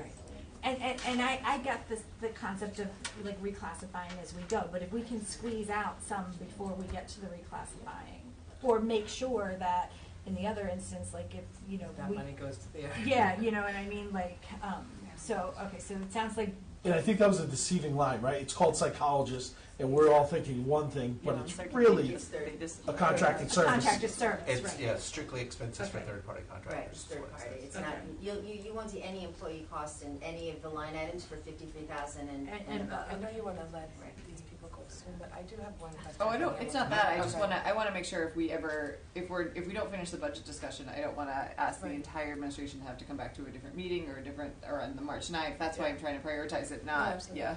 I just have a very small question for Hamilton. For the Next Steps program, I know that they cut the community programs, field trips, budget several years ago, and they haven't been able to go on them. How do they allocate field trips at the schools, and how do we put a minimal amount into that line item for them? You take your time, NFL, about your answer, and Do we know why it was you cut? could always come back. Well, it was a pandemic thing, and then Yes. but you we can talk about that. Yeah. So it's come to my attention, and I know, I think the teacher has, Well, Bob we keeps were, directing me to the podium. it came up at a CLAC meeting. It came, yes, she came and talked to me, so, right now, our field trips they've been allocated, right, Jody, one per grade level. It's been a hot topic, so the kiddos will go with they're all assigned to a regular education classroom, so they will go on those field trips as well. I know Shannon had come to me to talk about how we could kind of start to instill that. I would have to look into how that was funded prior. Okay. I think it would be probably a PPS question too. So the funding is that they don't. They still go on field trips. Yeah. they So when my still- kid gets to go to the dump, they get to go to the dump. Yes. Yes. That's not They what it's don't called. get I know to, that's not what but it's they're called. looking to do community activities. So Next Steps is actually looking to do additional field trips where they would go out into the community. So once a month, they used to go out into the Correct. community, whether it was to the North Kingstown High School holiday concert, Mhm. whether it was to Dave's to do something, So they're still getting what all other students are getting though. No, I Right. just want to make sure we don't have an equity issue, but Yes. it doesn't like we have so if a second grader and they get if they're in second grade they have to go, it was the additional things that they're not getting anymore. That was Just part wanna of make their. sure. That was my understanding was part of their program. Okay. So that is So- a question that I would have to, Yeah. discuss with PPS and how they Yep. funded and worked that all out. All right, So good to know. I just want to make sure. It's a very small ask, so I'm just Oh, wondering yeah. how we can make sure that gets funded. Yeah, that sounds like yeah. Mhm. I just want to make sure they were getting at Yes, least, we try to mainstream as much as possible. I mean, right now they're back in specials. I know with COVID that didn't happen because they were staying in stable pods. My goal is that they'll be in the regular education classroom even more so as we progress through the years. So, and then try to bring back some of the other community events and opportunities that they had. Thank you. You're welcome. I'm going to ask a specialist question since you brought up the specials word. Is there some specials that are shared in buildings? Okay. Yes, Yeah. most of them. Yes. Most of them? Like Yeah. art goes to 2 different Oh, buildings? yeah. Oh, yeah. and- Okay. We don't have full-time librarians. Yep. I think it depends on your building size, so I'm very fortunate right now. The only special share is my PE health teacher because he has to have classes for APE in other buildings. So that's when I share. I don't know the acronym, I'm sorry. Adaptive. We also don't have art every year at the Wickford Middle School. Is not able to offer art. Every year? Correct. To every grade. They have an art teacher every year. They have an art teacher, but you may not get it 6, 7, 8. So every year they have an art teacher. Yes, but not every kid gets art in grades Correct. 6, 7, and 8. Correct. Sorry, hold on. I just didn't want there to be confusion. No, I know, but I mean, the reality next is year there shocking. may not be So any like when you're art. in 6th grade, you get to paint, but when you're in 7th grade, you might not get to paint. Correct, that's exactly what happened to my children. I'm sorry, what? This year. Yeah, okay, noted. Sorry. Yeah. That's a good one. Did that get corrected in this? Unrelated That's to art at corrected. Wickford is very But hold on, that's corrected in this budget. I believe Right? it. I'm getting it from Wickford Middle School. That It is will be corrected in Did the we budget. correct it? What line is that on? Oh, Okay, I'm Ellen? not sure. Do you know where art at Wickford? I want to make 1.0? sure, because I didn't see any increases for anything. Well, that- no, But we don't look see it on at that it. level. We don't see it. It's- Is it a we just salary see like increase? one salary. An art. No, it's just that they're not going to DA now to take away your day. We Yeah, we backfilled Davisville Academy because that teacher used to have to leave. Yeah, I met them at Davisville Academy when I was touring it that day. Yep. And then I complimented the art that was hanging at Wickford Middle School because the students did a great job. But so what I'm hearing, who's giving art at Davisville Academy? We must have found an opening, and we had tried to shuffle. This is like the great shuffle of, you can't imagine, with all of the specialists between the elementary schools to figure this out. So is like, for everybody me, getting that means, art like, in the district now? I have a full art, but Next I will year. probably lose Well, that's what- part of next my year. art to DA, and then every one of my specialists will be in multiple buildings. Just like that's what it looks like. But all your kids will still have art. Yes. One day a week. Compared to the middle. Yeah. One day a week, right? The specials, like, they get it Except one for day a PE, week. yes, twice. PE, because it's legally, we have to. Now I feel like I have to ask, does everybody get libraries? Yes, And but we music? don't have full-time librarians. Yes. Okay, and music? One day a Yes. week. Okay. And no spec. You know art. Yeah, okay. Okay. So we have 2 minutes.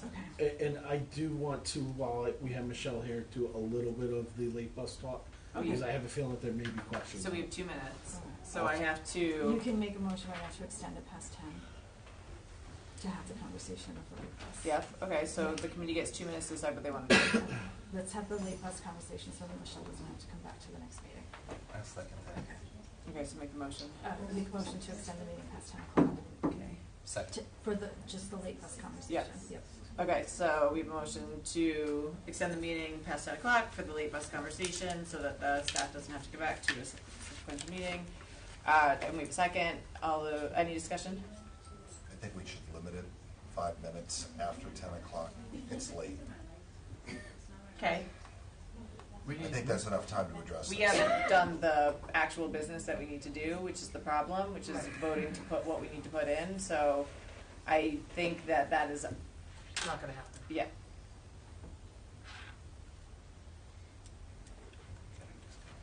So we're in discussion, so. The late buses or just? Let's discuss. It's not just the late buses, we have to Give direct them the direction, administration yeah. to put money into the budget. So And we have let's- to oh, do no, I votes know on that. that, yeah. No, I was just clarifying, because I think the motion is, Only to discuss Yeah. buses. Okay. So we might need to so just. somebody might need to withdraw. Okay, I withdraw that motion and make a motion to extend the meeting Past 10 o'clock. past 10 o'clock. Second. Discussion? No. All in favor? Aye. Aye. You can not vote yes, Tom, it's You can okay. say no. No, I'll go along. Yay for me. Okay, so that motion carries. Joni, did you get that one? Okay. Okay, so late bus, Mike? So we calculated the late bus at needing 7 runs in order to get a 3 to 3:10 pickup from the high school. The reason we need 3, whereas we used to have 2, is we would anticipate 1 bus heading south and then heading to Hamilton to do their last pickup. 2 buses going north, 1 in the Forest Park area, 1 in the Stony Lane side, so that they can hit their 4 o'clock. We would then, after the 4th tier schools dismiss, we have 2 buses going to Wickford, 2 buses going to Davisville, again to divide the part. So that's why we have 7 runs. and then we're using the field trip rate, which has always been how late buses have been paid, and that's at $106.90, I believe is the exact. So that is how we got to the approximately $810, also with the bus monitor that's on the bus. Is the timing for the middle schools based on that in the same timing range that it is currently? Yes. Okay. There was nothing we could do. Michelle met with the bus driver, the bus contractors association. Well, does Michelle want to? We meet? We met? Yeah, no. Yeah, so I'm trying to keep it. I'm just trying to keep the conversation I moving. know, keep it going. So- I met with the vice president. Right over there, sorry. Oh. Or you can sit next to Mike. Yeah, I don't like your mic. Oh, Mike, nobody, that's. Okay, I'll sit all that next to stuff. Mike. So I spoke with both the vice president and the secretary to try to come up and be creative, to see what they did historically. I guess years ago, they did try to do like a 3 o'clock to a 3:15 pickup, and they gave me some ideas of what they did. So I took that, and they did try with 2 buses. It was hard with ridership, so I'm hoping that this year, the ridership will prove, or next year, will prove heavier. So that's why we put the 3 in. Like I said, 1 to do the south end, and then the other 2 to go out to the north end and do the east and the west side of town. So I'm hoping that one of the buses may not get there till more like 3:10, 3:15, but it was being as creative as we could, so it wouldn't affect Stony Lane and Forest Park at the end of the day. Thank you for that. And then for so that takes care of that's the high school and then The 2 middle schools. But I heard an equity issue that Quinnesset has late buses that, I'm not trying to take Quinnesset's late buses away, but I'm saying just so we're all aware, there could be extra school activities at the elementary schools if there were late buses available for students to be able to get additional support, et cetera, whatever. And we're not even proposing that. I'm not proposing it, but I'm just saying, let's be aware that we have a lot of schools that aren't getting things, and so if students want to stay for chess club or different things, that's on the parents to whatever. But that's just here nor there. The one thing, QUID has Yeah. the out of time, which is funded by the Yes. Title I grant, Yeah. so that's why that late But bus is we're there. paying for a couple Yes, days. yeah. Esther is paying for a couple days. Yep. Yeah. Yep. I just wanted Yeah. to put it out there as something that is happening in one place Yes. and not happening Yep. in other places when we're talking about equity. Any other questions regarding the late bus cost, what we were getting, how that works, et cetera? Are you still looking at a trial for this year?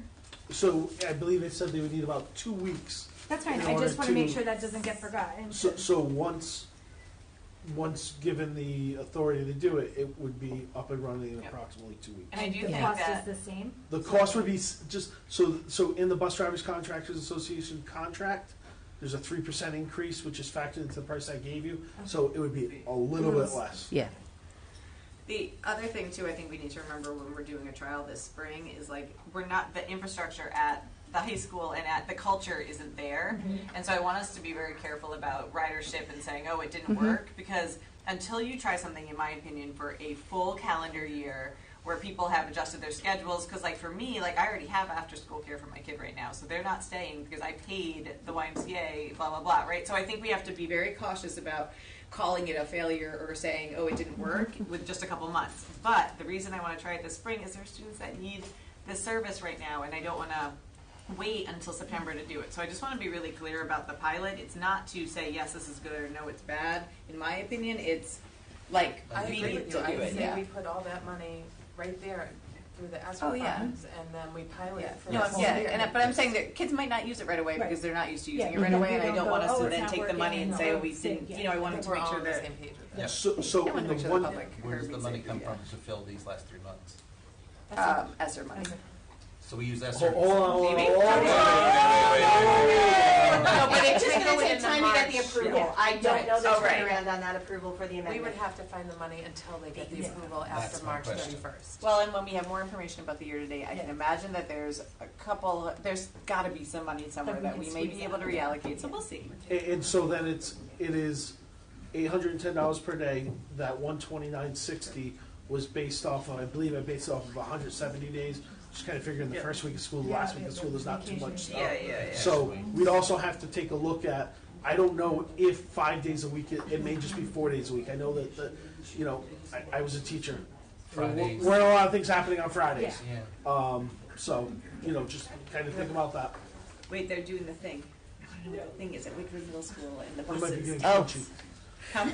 Sorry. No, I was excited. So, no, well, she had just come last year when we did have late buses at Wickford Middle School. No, there was no ridership. Nobody used it. And what was happening at the end of the day, the buses were getting there to pick up the students. A lot of times, everybody was gone. The kids were gone, the staff was gone, and the buses would sit there, and they'd call into me and say, Michelle, there's nobody here. There's no sign of life. And I would say, okay, go. But so we were paying Yep. the $102 last year, $102 Do you think for that's 'cause 2 you buses because there was no Do you ridership think that's for because you parents. don't need late buses? I think we do not need late buses. We did it for a long time. We did, and there was a lot of funds that. Kids don't want to stay after school, and parents like picking them up. Yeah, the parents were. We have several clubs. We have. But I have to say, like, now. as a parent of a child at Wickford, I didn't even know there was a late bus. So I'm picking my kid up, and whether I don't read the newsletter or I didn't know, I did not even know they're there. But sorry, finish. We ran them for about at least 3 months. Oh, I'm saying, but I'm still saying, as a parent Yeah. of Wickford, I still didn't know they were there. Yeah. So I think, so maybe thinking about that too, we want to make sure it's successful, right? And so, of course, we don't want to spend money for something that we need, but making sure the communication's there, and then also making sure that the timing makes sense. Something I heard, I think, about athletics was that, the late bus comes at this time, but the coach runs practice until 4:30 or 5, right? So then that doesn't align. And so I think, spring is one thing, right? And we can see how we can help students, but then thinking strategically about the fall to make sure that what we're doing makes sense. Because if you have baseball practice till 4 and the bus comes at 3:15, that's not helping anybody, right? And so I want to make sure that if we're investing the district and the town's dollars, that I do think that there's a need, but you have to make sure the need works with the, if that makes sense. So and also make sure people know about it, right? And know about it well in advance so that they're not making alternative plans. They're not sending their kids to karate. They're not doing whatever. And paying for other care. Yeah. Yeah, and so some of our challenge there is you can't have both basketball teams practicing on one court because inevitably they're going to want to run. So there's always, a lot of times there are 2 sessions going on. One will go to 4, the other will come in from 4 to 6. So there will be some inevitability there. The other But thing that's where where it has to be a collaboration and conversation, right? We can't just say late buses, these are the times like that. That's where the building folks need to say this is what works. And so I think if it's great that you did that great research about the times, but if 3:15 doesn't work for anybody, then that's where I think having some conversation and collaboration to make sure we're utilizing the resources to actually work for students and folks is going to be really important. So if it's not 3:15, 3:45 is not an option. So that's okay. You guys got Well, it's not an option with that company. At the present time, correct. Yeah. Correct. There are bus contractors. Yes. There are people who drive other buses, but we have to be creative, right? We know we have late schools. We know we have Forest Park and folks that are really late. We know the high school ends up really early. So that's where, if we're going to invest the money, I want to make sure it works and not just do it at 3:15 because that's what time the buses could do it. Because if nobody wants to ride the bus then and Wickford Middle School is calling and there's 3 empty buses, that's silly. So Agreed. that's not it might be the creative solution, but it might not be the creative solution. The solution actually challenge that I know I faced at Wickford when I was the assistant principal there, and I believe the high school faced this recently, is having kids stay after for an assigned activity.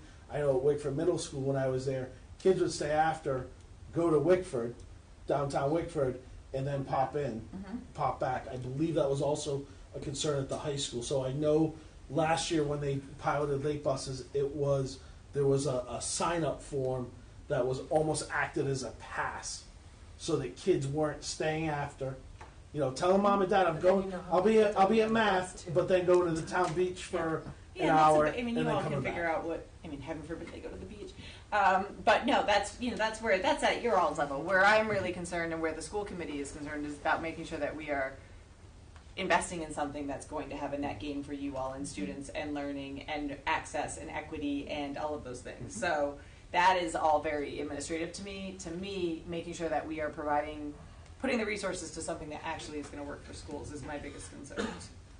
So that I would say that I would be support when we vote to approve it. I'll support that if it's actually going to have kids on the buses. And that's where there needs to be some collaboration between the different departments to make sure that we're doing something that works, and if that time isn't it. Huh? Have the district send out a survey also to families at Wickford or other places to see how many people are interested in it. Yeah. But again, spring is different though, in my opinion, because No, I'm talking for, yeah. for piloting it next year. Yeah. So, just a thought. But super appreciate you talking to the company and trying to figure out and be creative with the times and different things, because I know that's a big challenge. Okay. Other questions, thoughts, and then we need to start making some allocation things. Yeah. Okay, last call. Did you all know Chaz was award-winning? I just saw a picture on the wall. Is that picture new? Was it a good? I think so. It's a very nice picture of you, to be honest. Award-winning. We can thank our photo teacher then. Very nice job to the photo teacher. All right, let's move on. Yeah. Okay, so Dr. Valletta, do you want to release your nice humans that have to probably be up at like 4 a.m.? Or school starts in an hour. Who wins for the earliest start time, Barbara? Shavali? I like to be released. Listen, my 4-year-old wakes up and agrees. No, and I know, but can they go home? I don't want them to feel like they. No, they're all set. You were Thank you. released. Thank you for coming. Thank you so much. Thank you. They might want to say the same. You're also welcome to stay for the show if you want, but there were lots of yawning humans out there.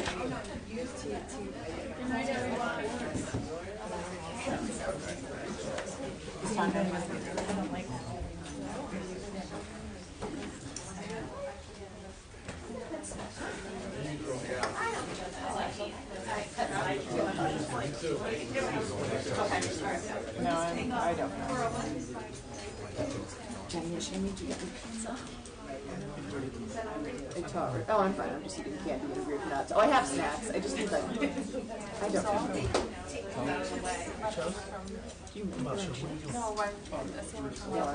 Thank you, though. Oh, they're so yummy. Oh, yummy. No, we're not doing that stuff. Thank you. No. Tom? We're not doing that. We're not doing that. I was gonna go back to. We're not. Thank you. Bye, good night. Thank you. Where do you want to go? Can I just take the softball field out of this ask from the town? Oh, yeah, that number's not, yeah. Because I think that should just go under fund balance and capital allocation. That has already been set aside. No, am I allowed to make a motion? Well, this isn't real, so you don't even have to. No, but I do want to make a motion to put it But as an ask for next year, but not to the town. With a not to exceed. So how are we doing this? Yeah, I don't know. okay, Frank knows what to do because Frank has been a chair of a school committee for. What do you want to do? I want you to explain to the committee what they need to do right now, please. I think at this point, you need to come to a consensus by majority vote based on your recommendations for the staffing piece. Once you vote on that, then it would be up to us to try to find the money and how to make that work. And then we would come back to you, say, we can make it work by A, B, or C. So the issue is staffing right now. That seems to be the big issue. Whether it's psychologist, preschool teacher, those 5 positions that you need to talk about and make a motion one by one, not collectively, but one by one, what you want to see in the budget. And you can only go to 4%. So we would need time to figure that out. And our options would be either to take from other lines in the budget to make it work, use of the ESSER funds. Those are our options. I gotta be honest, I don't feel like I got information and enough time to process it, to go through this and make a decision on anything tonight. I really don't. I'm just gonna be perfectly honest. I think we have to give it a stab and then either make another meeting or I think we're talk about it on the make night. another meeting. Yeah, I think we can give it a stab. I agree. I think we should give it a stab now. Let's note that Jenny But suggested the- another. so- Oh, March 2nd. That means it's really bad, Jen. So at this point, the meeting would have to be, the earliest it could be was Tuesday because of posting regulations. Okay, let's talk to the nice humans. Okay, So we want to be really thoughtful in what we request. We don't want to just throw spaghetti at the wall and make you do a lot of work that is not going to be thoughtful. We also know that you need enough time to, if say we met on like Tuesday and did what Dr. Pilato wants us to do now on Tuesday, does that give you enough time to get it ready for Thursday? No, right? Or I guess it depends on how many different options you would like to see. Probably. Yeah. You know, if you give us like 5 scenarios, that, you know, if it's relative to how many options. If you say, you know, if we lock down and you decide this is going to go in ESSER, this is going in ESSER, then we can take that off the table, or the softball field's going to go into capital. I mean, that's the answer to that. The related answer, the related context of that was that Mike and I have already somewhat scheduled ourselves to start working on some of the capital conversation, which does affect this budget. Yep.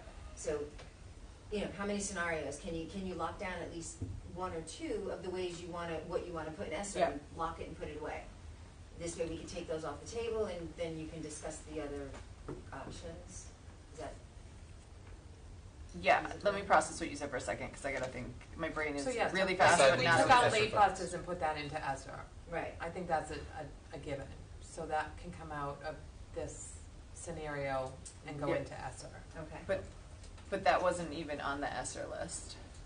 No, it wasn't. But Well, we're but putting it was on- on the but she said it impact could be list. funded by ESSER. Yeah, it was on the what? Oh, I know. On the impact, you know, so what I'm thinking is, because the Yeah. options Oh, that the you big all are impact going list. to Got it. discuss are line items from the options, from the impact the impact list that we gave you.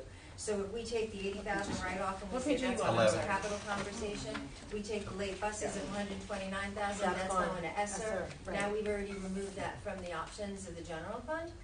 And then if you know, if you say to the director, we want option 1 versus option 2, now we know we're dealing with 135 as an option or 64 as a 1,000. You know, like if you can narrow down, cross off what you don't want, and then give us your scenarios. I think you're gonna have to take off option 2 because every single one of the administrators it here does said definitely that would option work. 2 is not an option. So 64, see, this is a little easier, we're already marking things off. Once we do this, I know then you guys really want that position, but I think that 5 above it, but if they can find the money for it, and you wanna go in and all ask, I don't know what to say. I think my thing right now is like the conversation we just had about subs. Like I feel like there's some money to find there, and I think, but I have a whole list of questions where I think we can find others, and I don't feel like I have the opportunity to ask them, and I'm not prepared to make a recommendation until I can ask those questions. Okay, let's lock down your subs. Can we take one step at a time? Because while I needed a minute to process what you were saying, and what I realized is that I have already done that analysis. Okay. And I can show you, and I'd like you to vote on it. If you want me to do that adjustment, I'm happy to do it. Okay. I did an adjustment. Okay. Let me show you what I have going on here. Jazz? Whoa. Okay. So That's why your word wouldn't just. Now that I know this, it's not going to go away in my brain. Oh, somebody's gonna have to make that a little bit bigger Okay. for my old eyes. So here's You can go sit next to me. Chaz, command. I can't see it from here, so welcome to next to me. That's okay, you've already seen it. You know what it is. It's the same, it's the benefits analysis, come but it's around. the salaries analysis. So Can you do I can zoom in, talk to me about that. On the very bottom right. Yeah, I'm trying to the get plus. it there. Yeah, I know, but the toolbar keeps popping She'll know up. I It's have okay. 15. This one is gonna. I can see it. It's what I do. I don't know why. Okay, so now what you're looking at is a 2-year analysis of salaries and the salaries expenses. And it's just kind of easier if I did this, if you guys are okay. All right, so 2021 actuals, 39,000, 22 actuals, million, and then 40 million. And this is an analysis of a comparison of actual numbers to the original budget and what we did not realize as actual cost. So essentially, savings. What that savings is are the vacancies. So if you're saying you want me to do, we could do an adjustment, can I scroll it on here? Or do I have to It should be touched up. No. Oh, Yeah, it is. Look at that. So Okay, what that I've takes it done down here is take both of these analysis and I came up with this percentage of savings. That is what we did not realize of the original budgets for each year. So I took that number and I conservatively reduced the salaries budget by 20%. of this figure. Because I said, let's just, I'm trying to find money where I can. If you would like. And it's kind of coincidental, I threw those $200,000 number out there, but that's the number that you're looking at, that we would recognize as a reduction to substitutes. Because this savings represents what we saved in salaries, because we didn't pay out salaries. So what we, And we paid it to substitutes. But We're my gonna- concern That is the doesn't line still that you answer my found. questions. My concern Wait. is the line that she found that was $200,000, that was only $20,000. No, that's. Well, No, no, the that- I budget think that was was $20,000, the but the budget actual was wrong, cost was $300,000. Right, yeah. So there was an error in whoever created the budget for that Yeah, year. whoever- They lost whoever a zero. allocated it. They might have forgotten a Yeah. zero in that Okay. budget. So we found the money for that And I don't want us to make any, it is 10:21. Yeah. Everyone's tired. Math at 10:21 is not the right choice. So. This is your option. My question is, Yeah. you did the analysis on the salary, which I appreciate. Can you run that analysis on the substitute line? No. Why not? Because this is my salaries. To do the substitute line, we would have to dig into the ESS system Yep. and pull the data out. And honestly, I've never even seen that system. Okay. So that would be something that is not going to Mike, be who an oversees that efficient. system? We're not going to be able to get it done in time. But this is a very accurate presentation of the savings that was done. For 2 years in a row, we can look at $190,000 here and $189,000 there. Basically what this is saying is this is the salaries that weren't paid out of the original budget. So it must have been the vacancies, and it must have been covered by substitute costs. Now, I've already done an No, adjustment for that's not true, though. 42,000. Yeah, that's why I don't agree with that. But this Okay, is that's as my- close this as is- even we're not gonna- you've got to do some estimations of budgeting, And to your point, I What- can agree that that line item could be overstated, but this Yes. is as close as we can get to giving it a dollar amount. Yeah. at this Okay. So point. we can talk about this one later. But the one part about this one is, yes, that number, but also subs don't cost as much as full-time professionals. So that's where the extra variance is actually probably coming in. But this is the only difference between what was budgeted for salaries Yeah. and what was paid for salaries. But So then you that's the probably still only have more difference. you still probably have more padding in the subline though. Yeah. That, that's okay. again, I'm happy to make the adjustment, I'm happy to find money for whatever expenses you want, but I would like you all to vote on that adjustment. Of course. Yeah, we want to be Because careful, I don't want to you know, reduce oh, anything. we're I not. stick to my conservative Yeah. budgeted Yeah. numbers. Yeah, of course. But I also would like, there's a couple other items that I have similar questions on where I feel like we may be over. Yeah. But like you said, it's 10, So 20, what would, like. yeah, but what, so I guess what I want to know is. Well, I would love I to, do but think- I haven't had the opportunity. Yeah, so to. okay, so what I'm hearing is the committee needs more time to look at the information we were presented today. Yeah. What I'm also hearing is that the administration needs time to make some changes, and if we know changes right now that we want, let's tell them so that they can do at least those, and then we can, if there's anything we have consensus on right now, where we absolutely know, if we all agree with what Jenny said, which is we'd like the late buses to be allocated to ESSER funds. Let's make a motion for that. Let's make that decision, and then they can do it. So that way, if we do have another I will meeting, make a motion Yep. to put that late bus amount into the ESSER funds. to allocate to ESSER 3. Allocate to ESSER 3 funds. I'll second that. And we know that that's the $500,000 that you have for staff, but we get that. Okay, so we have a motion and a second. Discussion on that? Do we increase it at all to cover some of the cost for the spring buses, or we can find that money? So you're making a For this FY '24. Yeah. Right now for FY We can't, 24. yeah, so, We can't. no, Okay, 'cause but it that, won't so be that's in time. different, Okay. yeah. But Mike, that's a different, story. That's But just thank a you for question. that. No, it's a good question, yeah. Okay, so we have a motion. Any further discussion on the motion on the floor? Okay, all those in favor of the motion, please say aye. Aye. Any opposed? Okay, so that motion carries, Joni. Okay, so that's something, I'll make a motion to incorporate the 2 school psychologist position into the operating budget for fiscal year '24. Second. okay, so we have a motion from Jen and a second. I'll go with Tom. Any discussion on this one? I am not going to lie. I don't think it's enough, and maybe we can do 2 permanent and then maybe some things with ESSER, but I am, what they said, I knew that we already had shortage, but that is such a concern. And what I realized tonight is the ripple effect of that decision and how much it impacts all students and how much it affects the mental and well-being of our teachers and our administrators and different things. And so I know we have budget constraints, but is doesn't I even think get it's us gonna one be in each hard to building, find right? two, so I really do think it's gonna be even hard to find two. Hard to hire two? Mhm.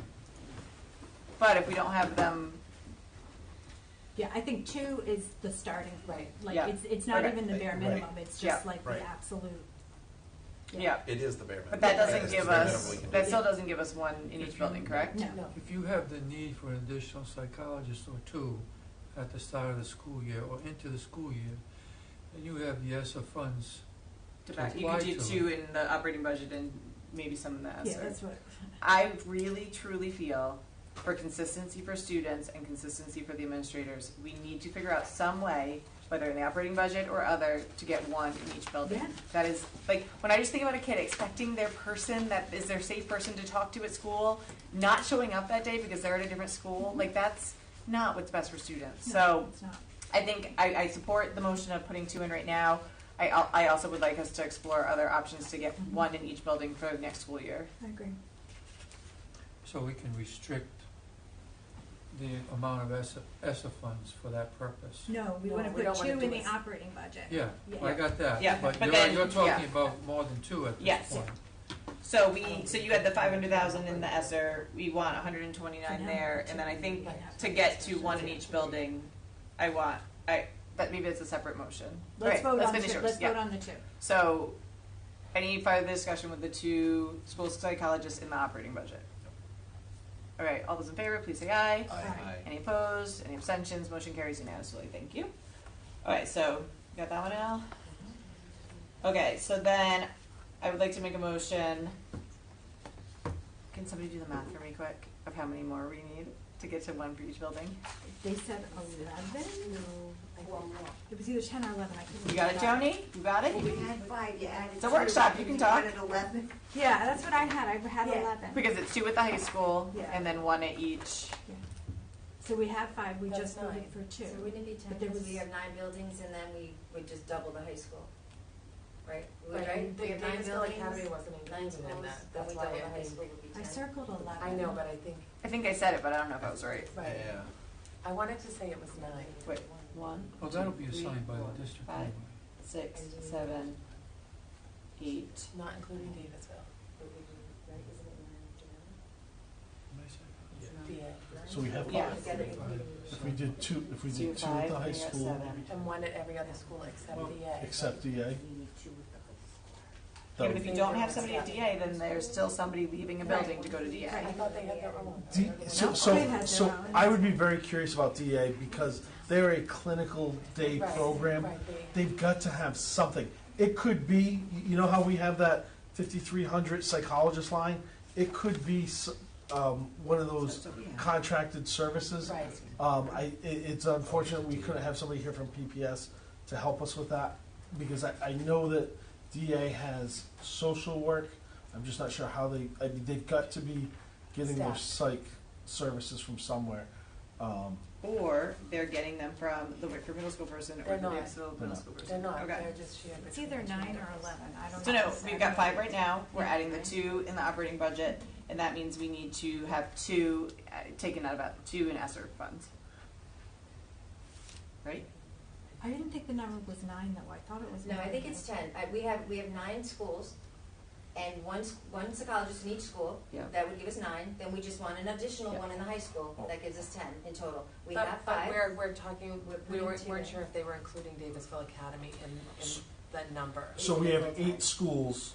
And then. Davisville Davisville is a Academy. placement. So it could be Right. Nine So I to I 7. thought she said 9, but I So could that's be wrong. 9. So that would be Eight plus Davisville plus 1 more But at we're the high not school. talking about Davisville. But we have to assume that they have 1. So it's 9? That's what we think the contracted services 2 are. additional out of us. I'm gonna make the motion vague, and you walk through it. I would like us to, so I move that we put, or budget for utilization of ESSER funds to have at least 1 school psychologist at every school, right? That's the right way to say it, Mike, because it's basically, Is it or po- 1 plus the high school for 2, yeah. Is it possible for us to bring this to you before it gets to a motion? There's something I'd like to check with legal. Yeah. Yeah, I think we can. I'm concerned that we're not gonna fill them with ESSER funds, that Yep. people are not gonna take this one-year position. Well, then we need to do operating funds. Right, but. So we can, Okay. no, yeah, I get it. But that's what we're trying to do right now, right? Is we're saying, okay, so is it, do you want none, or do you want to try for some, or do we want to try to put them in permanently? Like, those are kind of the three options, right? What do you think's best? You're the senior member. I just know that they've had ESSER funds sitting for these positions and they're not being filled, so I think throwing that I money didn't hear in- that though. I heard social worker wasn't filled. There was, social worker Yep. position has not been Yeah, filled. I didn't hear school psychologist couldn't get filled. But I do know, I know, well, I guess we'd have to ask Jody to chime in on that. I know that there was. So out of the difficulty in- $500,000, I think that we should at least earmark. So I moved that out of the ESSER money that was presented to us today, that we earmark at least 2 positions there for potential school psychologists based on administrative analysis. Yeah, Do I have a I'd like to hear second? that Jody can fill it. Yeah. Do I have a second? Second. Okay. And then discussion, and Jenny wants to see I if just wanna that make sure we can fill it, I don't Yeah. wanna earmark $175,000. Can we make it pending on, because Mike said he needed to talk Yeah. to legal, so we need to make it pending. I have a concern I need to bring up with them about what happens when these positions are no longer funded. Yeah. Because But, we have so a here's- maximum number of people we can lay off. Yeah. So here's the thing too though, Mike, like, right now we need a short-term solution, right? We know that this is a long-term problem, and so this at least buys us some time. The goal is not to go backwards with these humans, but it buys us until next budget to look at how we can utilize, how we can fund those positions. Like, it's not that I want a person for 1 year, it's that I'm trying to figure out how to get as many people in, knowing that But what he's saying Yeah. is if you can't let them go based on the contractual number, now you have to pay them, Yeah. and now you're in an operating deficit because of how you use the money. Yeah. And that's not a good I place to be understand, in. yep. What were we gonna do with the position that we advertised this year? We are within the number. I'm not sure. We're close But to that that. involves okay, hold on. Okay, so we'll check with the lawyer on that. I have the motion, did I have a second? Yeah, I second. Okay, any further discussion on the motion of earmarking some of the $500,000 for the school psychologist to get us up to 2 at the high school and 1 at each building? Based Can I- on the viability of doing that. Can I make a friendly amendment again to add, based on the information that we received? Yeah, I said from based on the. legal? Okay. Oh, I said based on the analysis of the administration, which Okay. includes legal. Okay. Yeah, I don't think even. I just want to need- make that. Oh, no, if they come back and say, no, we can't fill it, or no, we Right. can't do it, no worries, but I would like to Okay. earmark it. I Right. didn't even say budget, I just said earmark it for that amount. Further discussion on that one? I'm very concerned we're not gonna be able to pay for it. It's late and I'm fried, but how do we do that? And at the same time, we wanna add an equity position. And I just don't know how Yep. we're gonna find that money. Yep. But that's what I'm we're, not that's gonna- what, that's, I'm not gonna. She's just earmarking that. Yeah. I understand, No, I'm I- just expressing my concern because I don't know how I've we're been gonna- listening yeah. to this. We need more mental health people, Mhm. it's clear, but I'm just worried that we can't afford all of it. yes. So, with that said, But I think that's what I heard, and again, this is my first time doing it in this K-12 setting. What I heard them say is, tell us what the priorities are. Yep. And then that's when it comes back to us, and then we have to make some of those hard decisions. So we could say, hey, we want this, and they might come back and say, yeah, you can do that, but the options are cut this, or we recommend this, or whatever. So that's why this is kind of that Well, middle last part year of when it. we got the Yeah. number from the town, we had to cut. Yep. We didn't have a choice. Yep, and that could happen again, I'm but I think mindful what. of what Jenny said, that, last year they tried to earmark 2 psychologists. Yep. And then they came back and said, no, you can't. Yep. So, Well, we're no, taking that's it- not we're- true, Tom. Well- So what happened was, no, but Jen, listen, what they said, here's your budget number. And then the district made the decisions Right. not to do the psychologist. Right. They could have said, oh, we're gonna cut, I don't know, something that's cuttable, right? So the school Yes. department made that decision together with the school committee. So we could say, hey, this, and then the town can come up with a lesser number, and then we could prioritize the school psychologist getting eliminated before something else. Right. All the agree. town Yeah. can do is tell us how much money Is they're the giving number. us. It's up Yeah. to us Right, what we to spend it. decide. I Yeah. appreciate the clarification, and I wasn't trying to No, I think it's important to know, though, because it's about Right. priorities. Yeah. Jen Lee was chugging Red Bull at 10:35 at night. You were basically a college student. Sorry, Tom. It's okay. I should have brought one. Okay, next year, Red Bull and pizza.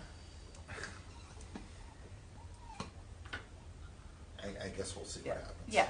I don't. I'm saying this not is a sure. priority. I'm making the motion that this is a priority, and that I, in good faith, cannot not have this worked in, or at least try to work it in. And so we have a discussion. Is there further discussion on this motion? I guess I'll say one last thing. I am concerned that we're gonna get to a point where we're gonna have to do an either or. Are we gonna keep equity officer? We are definitely or gonna are we get to some have point. Or are we gonna have psychologists? Yep. And, you know, ideally, we'd like to do both. I'm not sure we're gonna be able to. I don't think we're there yet. Yep. All right. Yeah, but I appreciate your comment very much. Any further discussion on the motion that's on the floor? All right, all those in favor, please say aye. Any opposed? Any abstentions? Motion carries unanimously. Okay, so we have, going back to this, so we've addressed the school psychologist line on this one, and we've addressed the late bus one on this one, and we've eliminated an option on this one. Is there anything else right now, hearing what we heard, et cetera, that we want the folks to put in to the budget and come back with us on options, and how to work that into the budget at this point? I think we need to make a motion for the elementary PE teacher. It sounds like that they're gonna be out of compliance at some point.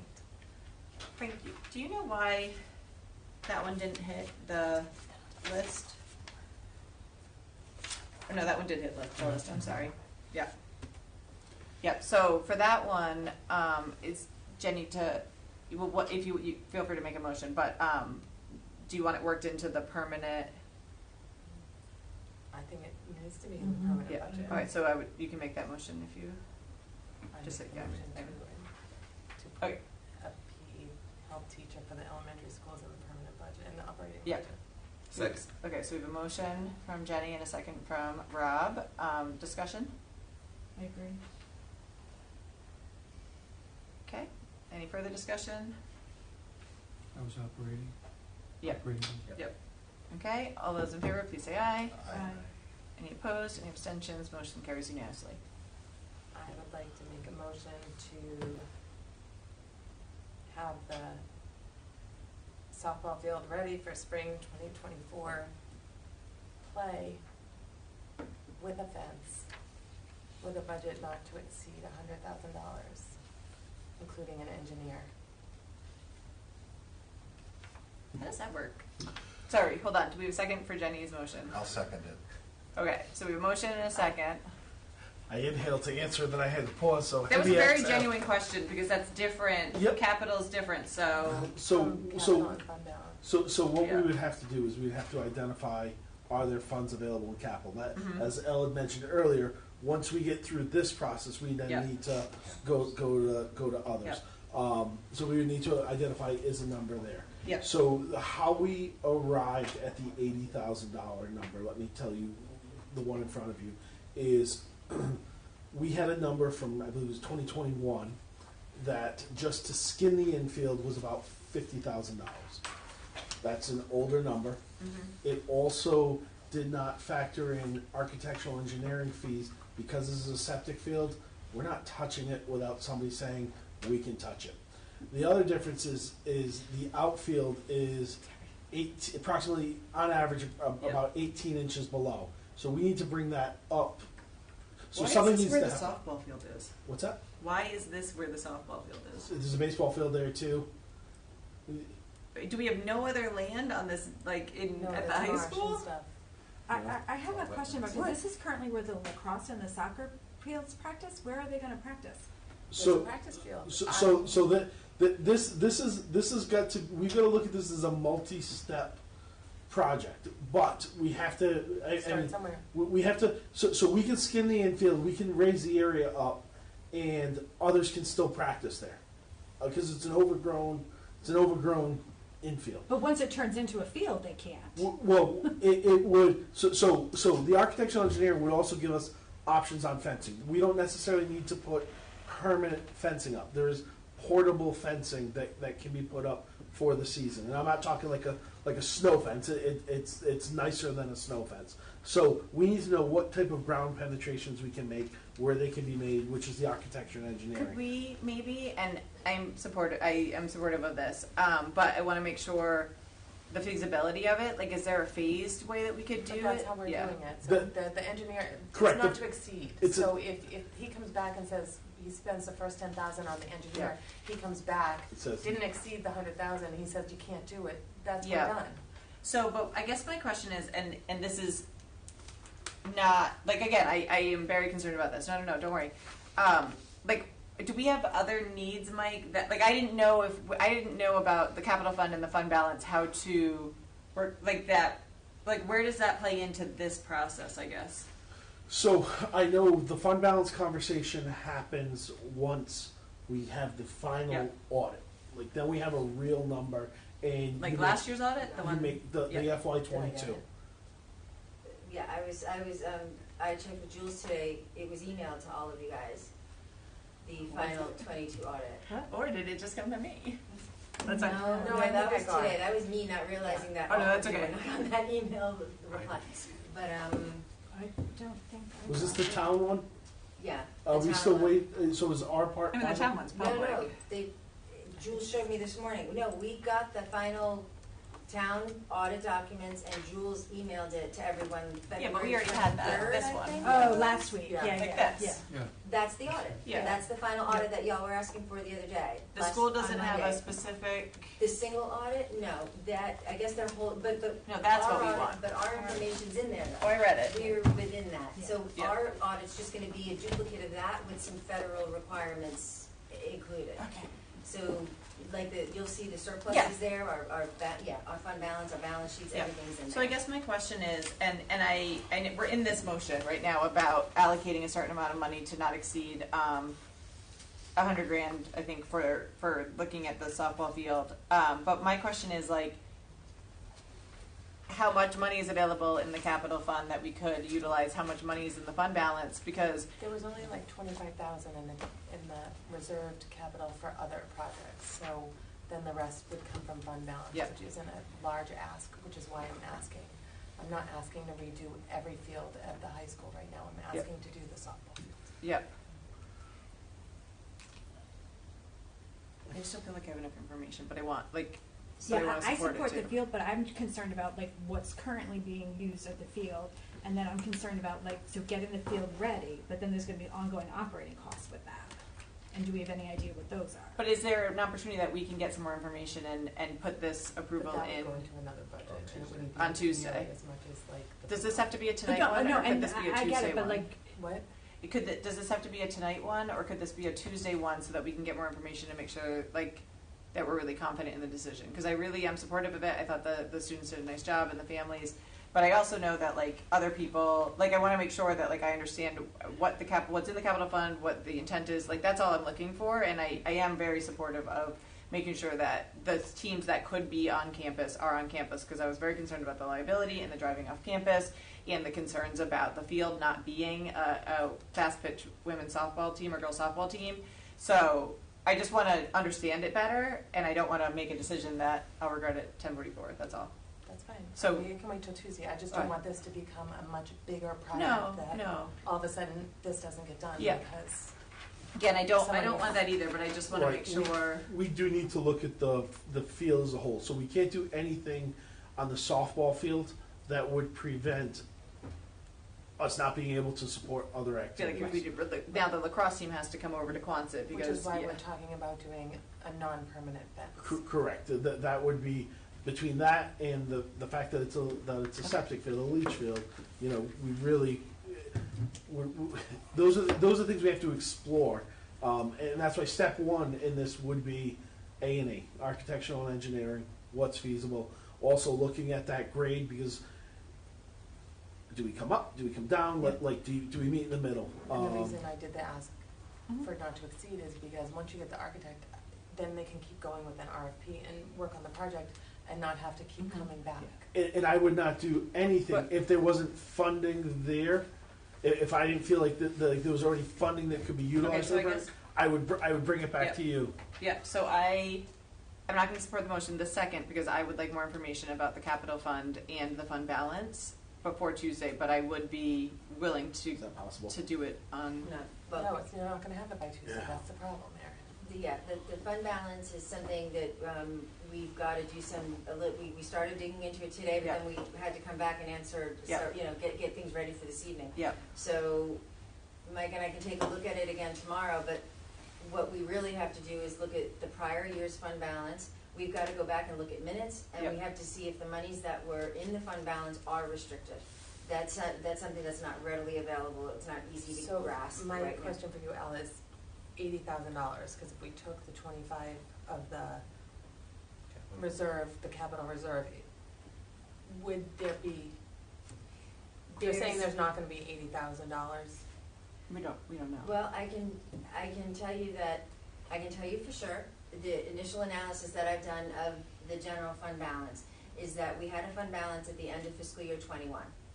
The surplus that we realized in fiscal year 22 on these audit documents that you just received basically equals the amount of funds that were reappropriated in fiscal 23.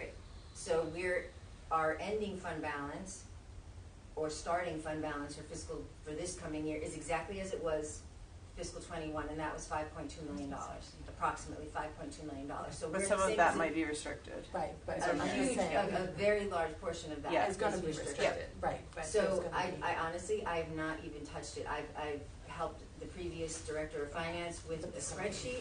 I looked at several things. I've got a stack of bond information and capital information. You know, we've got to separate bonds. Like 3 million unrestricted Yep. left. Sorry, I'm sorry, Al. We Yeah, started sorry, talking and you we're like, weren't oh, done yeah, talking. sorry. That's very rude. I'm sorry. No, Go ahead, it's finish. okay, because I don't know if that's a figure that you understand to be unrestricted.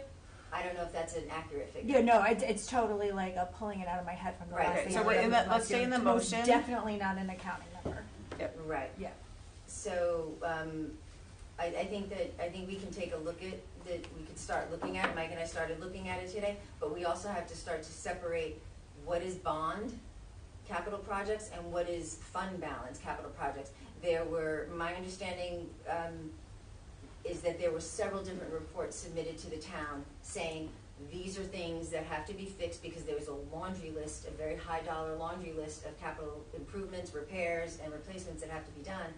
And we've got to figure out how much has been done and how is it. So this is going to be a large project. We really wanted to get through this project because this is general fund. This is not capital. So the 80,000 really needs to be moved to the capital fund conversation. I mean, I honestly had to tell you, but by the end of next Friday, we could give you a report that has a certain level of confidence in it. What's the latest On that we Tuesday, could? What's the I would latest not that be we could comfortable request giving you capital any funds? numbers, because I just don't have the time and the brain power to So work Mike, all should that we out put right this now. off until like mid-March? I just don't that- wanna oh, I shoot don't- by the wayside. So quite honestly, right now, we don't That's have. supposed to be done last year. No, I understand. We don't have the capacity right now. No, so my question is, if we don't do this in this budget, right? So that we have this budget, right? It doesn't go into this budget. This is It's only not going general to. No, but fund. I'm saying it's in Totally in unrelated. So 3 what I'm saying weeks. is we Can can do we it. put this in to get Yes. it done for next year? Of Yeah. course. You So can I do would a like to wait until I reappropriation can of have fund balance in anytime capital you or want. fund So I'll balance. remove the Yeah. motion Okay. and Yeah, as soon as we you get can do a that reappropriation information. of fund balance Okay. anytime I you want. appreciate You it, just but have to vote on I it. support it. I don't like making decisions without really knowing, so that I want to make sure I can be really confident in defending it. So I appreciate that. Okay, so we're gonna cross that one off. That one's not going in this. We absolutely want more information on capital funds and fund balance. Yep. What's up? I was just asking if she'd already talked to the booster club. I made mention. I emailed Kara. I emailed them about it. Yeah. Jenny, I can share that with you later. Did you vote on that? We withdrew that, but we do want to explore it in the capital funds, but we're going to wait on it until we can get more information about capital funds and fund balance. Sound reasonable? Okay. So, anything else that is on here that we would like them to work in at this moment? Oh, sorry. I was going to move. That's not going to work, actually. I wanted to do something about the LEA at Hamilton, but not for Hamilton and LEA for the district to help with some of those challenges. And I was thinking that could potentially be ESSER money, but it really honestly can't, because they were talking about how it's gonna have to be a trickle and nobody's gonna leave a permanent position for a not permanent position, so then my thought process went down, but I did hear that as an extreme need and a big disruptions in the school, and so I guess that I would like to see if we can get it in the salary line in the operating budget but not specifically for Hamilton. I'd like to amend it to be an LEA to be shared by the district to help with that. I'll second that. Just try. When you say district, are you saying the elementary schools? Are you saying? I mean, I heard need. I don't know. Like an extra body. As a former special education teacher and building administrator, every school has a team day. Yeah. So there are 8 schools. Oh wait, hold on. So, Yeah, I know I have a LEA is second. only gonna be able to do 5 schools. Correct. But at least there's some help. What I can tell you at the middle and high level, there's more than one administrator That can help. in a building. So at the elementary level. So it's the elementary Yep. level that needs it. Yep. Everybody else has an assistant principal. Yep. So yeah, I think it would be for that, and but it might give some assistance there. So Okay, so amend the motion to be for not district, but at the elementary level. Yeah. Yeah. I'll withdraw it and then I'll just resay it. So to put an LEA for the elementary, to be shared by the elementary schools in the operating budget. Do I have a second for that? What? And Mike, Once you guys go, okay, I second, yep. yes. Discussion? I was a special ed teacher for 11 years, building administrator. I'm just short of doing an internship for my special ed, so I have background in this. I'm not sure that an LEA is a teacher. I wouldn't No, say. but they're thinking that a teacher may take an LEA. Mm-hmm. Can you explain in terms what you're talking about? So an LEA is somebody who can make decisions For the district. for the district. In my opinion, that is more than a teacher, because an LEA commits resources for students. Yep. I'm not sure a teacher can I think what commit. they were thinking was, and maybe I misunderstood, is that say we budgeted this at a more like step a lawyer. 2. Say we budgeted this at a step 2, right? I think what would probably happen is maybe someone that's a higher step would apply for that and get that position, right? So And this, then you would roll their position back down to a stage 2 or except step 2. this is not a position we currently have in the district. Yeah. I would think that this would be something we would absolutely have to discuss with the teachers union, because this is more of an administrative type position than it is a teaching type position. Okay. What does that mean? So are you saying we can't create it? No, you can as an administrator. We could. I just think that this is more. This It is comes through more PPS of an more. administrative type position than it is a So what teaching did I say type wrong? position. It can't be a step, it would have to be a salary line. So now you're Well, adding. I only said the step thing because you told me the step thing. So, Sorry, so, that's like I don't care. So, but that that's was what when it was at yeah. Hamilton to be a resource teacher and to help out. But now you've it's a- changed it I because they're going to gotcha. 5 different schools Gotcha, okay. to act as the LEA. That's I my see, I see that's what my you're saying. hesitation. But to be honest, there seems to be more than enough work to be a full-time person doing this all the time. Like, I don't see a day where they're not going to have meetings and different things. And so I know that their intent, when it was just at Hamilton, was that might not be a full-time position. But if you're sharing it amongst 5 schools, that is a full-time position. So I think it's fine to have it be more of administrative and a salary role versus a teacher step role, because it's not. When she was advocating just for Hamilton, I get why you wouldn't do it like that, but this isn't the same deal. And so I think that we should slot it as you're stated, and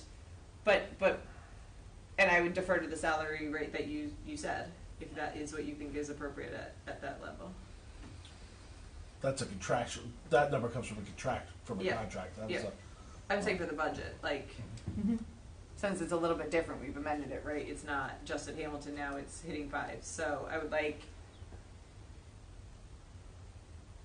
I'm gonna wait. If you support the position, then we'll Yeah, define, figure out the the rest, yeah. position, we'll talk to the Yeah. special ed Yep. the assistant special ed director and define the position. And if we're not bound by the union, we won't be bound by the union contract if we make it an administrative Yep. position. So that would be our call. Yep. Excluding the union. Okay, so we have the motion, We just want to budget the money for the position, and we need to define the position, exactly what's going to happen with that position. What the role of that position is Yeah. going to be. I think there's confusion about that. I heard the word resource, well, a resource teacher. That was my fault. Well- I put the word resource out there. Yeah, but resource, I mean, that's not resource what I teacher heard. is in the contract. No, but what I heard is the person to sit at the IEP meetings and have and serve the role of the Yeah. whatever that so person that the principals don't have Yeah, to. so Yeah, the they- principals don't have to. They case manage it, Yeah. they run the meeting. What does LEA stand for? Local educational Authority, maybe? Agency. Agency. Yeah. So where I think it's got confused is in Hamilton, when she was just saying it in Hamilton, it's not a full-time job at Hamilton. Right. She says she does it 2 days a week, right? So then she was saying that they'd have to have something else to do on the other days, and that's where that confusion came in. But then the more I listened and the more I heard that there's actually a need in all of the elementary schools because they don't have assistant principals, and it's taking principals out of the buildings on a lot of time. Yeah. Schools, I mean, I think Quid has their own LEA. I think what may happen is so when an administrator is not available, But that's fine because this doesn't actually solve it for Right. everybody. No, it's just. you goes to- sometimes you have I've seen school psychologists, I've seen second special ed teachers act as an LEA. Okay. Yeah. So maybe they have the resources to tag it. And those are more your routine ones. Okay, any further discussion? And I would like it, the administration will figure it out, but right now we're trying to decide, are we supporting this or are we not supporting this? And so further Call the discussion. vote. Right, Jen would like us to call the vote. I'll support it, it's just, I don't Yeah. think you're gonna find all the money. But that's what we're asking them to go do, is that's the part of the, we are in the process, right? We know the next part of the process is gonna be the most painful one, but what I'm saying is I heard a real need for this to help, and it would help all students, right? So that's where I'm at. All those in favor, please say aye. Any opposed? Okay, motion carries unanimously. Any other motions?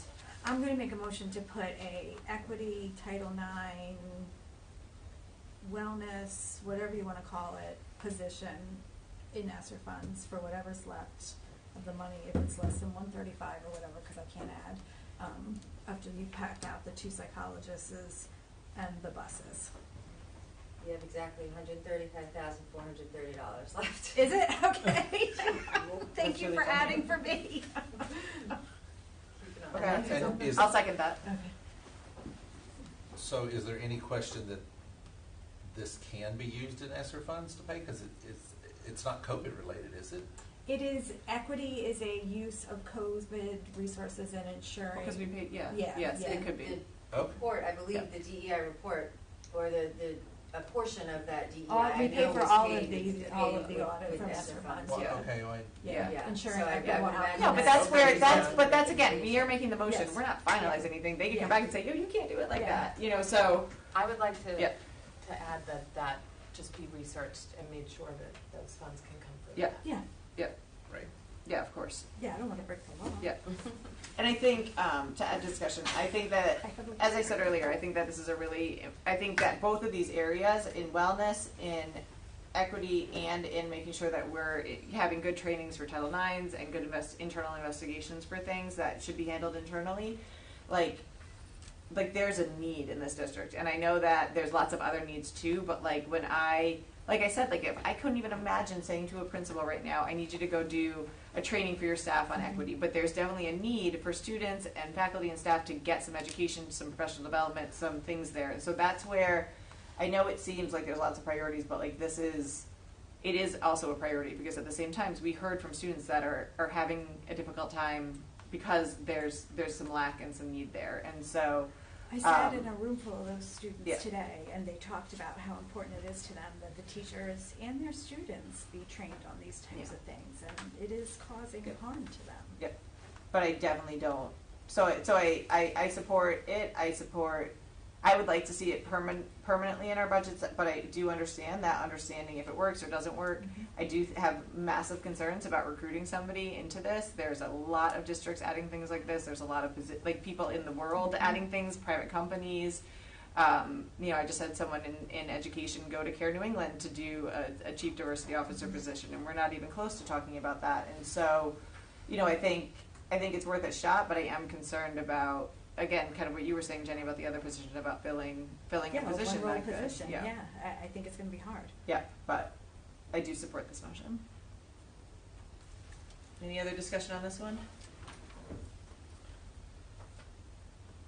I think it's the only way that this is going to get done, unfortunately, and I think it's kind of the only option we have at this point. And then if it doesn't work, then I don't know what the answer is. But it's not. There's other ways to balance a budget, and that is cutting other things or making more revenue. Right? There's 3 ways to kind of balance a budget out, I would imagine.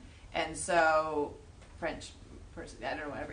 There's different ways. But in this current such situation where we are not being presented with anything that could come out of the current operating budget, right. So they're basically saying everything's in there has to be in there, and they're saying there's no opportunity for revenue, then that's the only way that we can do it in this current situation. Right. Yeah. Right. So of course, if they find other ways to do it, I would love to hear about them. But right now we have that money, and we can at least get something started this year. But also, I hear Jenny on the fact that you making sure that we're doing it well, making sure that we create something, and so this would give us an opportunity to try something temporarily.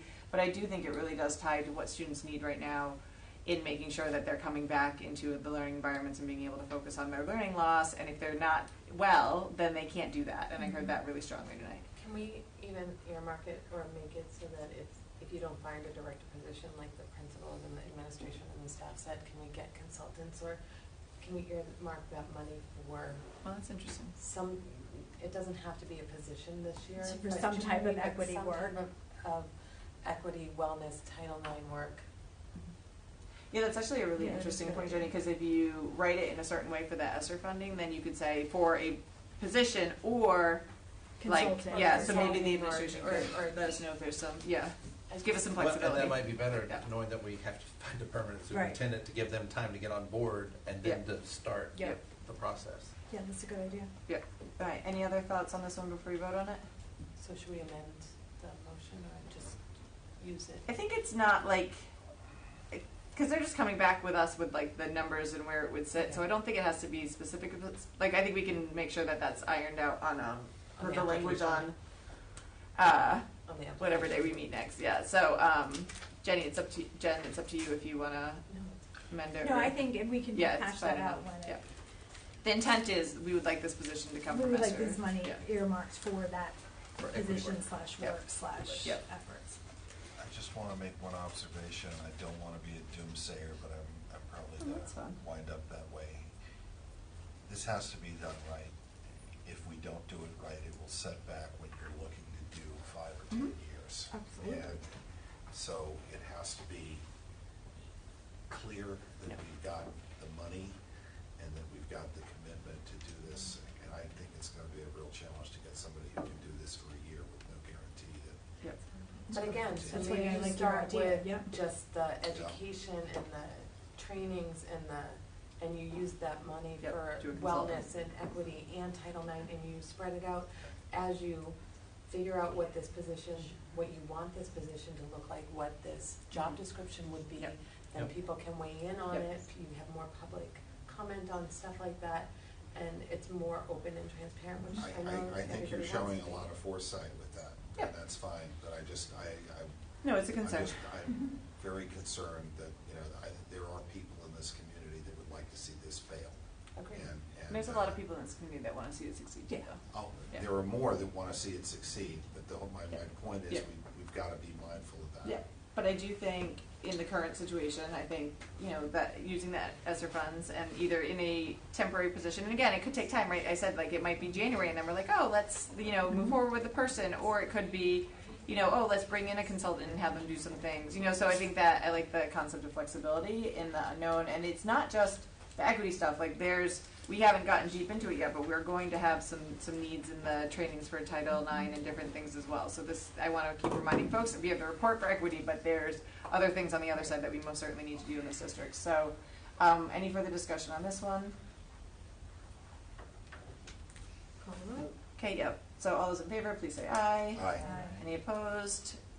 So that one passes unanimously. And so that one was Esther. Esther, yeah. I think we went through all the ones on. We did. The only Not the one preschool that- or elementary preschool or elementary teacher.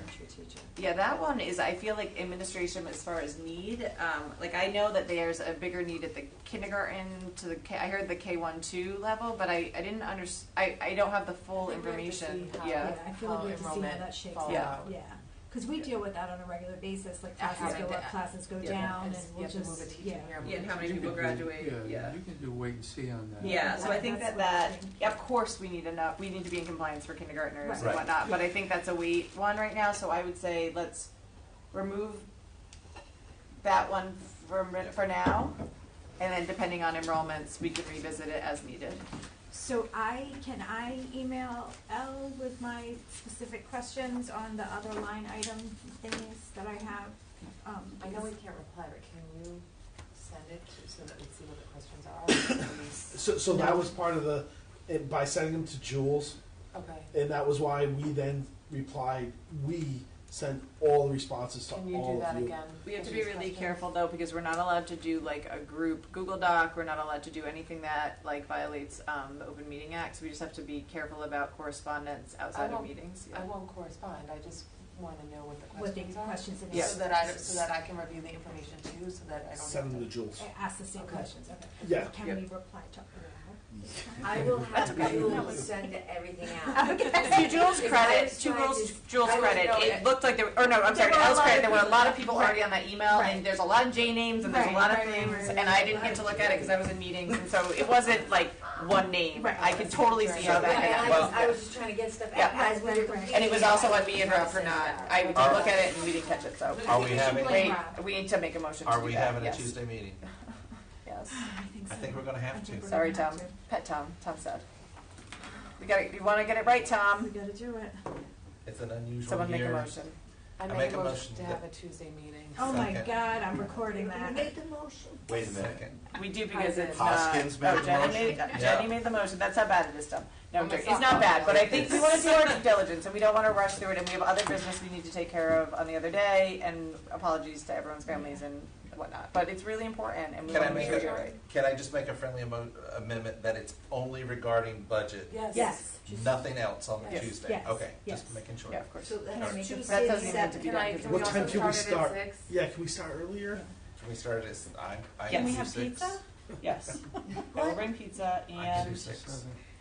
we can do It's earlier. 6? 6 to 7, Usually Frank. it's- Don't quit, Frank. We appreciate it. Yes, that the only day. Yeah, this just had to because we should be done. Well, yeah, it's just policy. The policy subcommittee meetings. On Monday. Oh, we're on Tuesday now. That's right. Yeah, we're on Tuesday. Yes. Yes. So 6 o'clock. 6 on Tuesday. Jenny, you're usually the one that you. Yeah, well, usually we do 6 on Tuesday. Okay, so that works. Okay. All right. So we have Oh, a yeah, 'cause motion. we do executive session Right. usually. So we have a motion and a second, right? Yes. Thanks. Any other discussion? All those in favor? Aye. So Any that- opposed? No, I'm just thinking to myself, so then Jen I'm has to go sorry I tomorrow. said I know. I was just 2 weeks. I know. I understand. Can we, Okay, so that motion, so Joni, you got that? Okay, so Elle, did you hear that? Okay, so we gave you that. Tuesday. We're gonna have another meeting on Tuesday that, look at Bob. What is it? I'll I know. Oh, no, I was sleeping. It doesn't really, Motion to yeah, please. Motion to adjourn. Thank you. Wait, Wait. Just make Who it up. did the motion? Rob, I made a Jenny, motion. all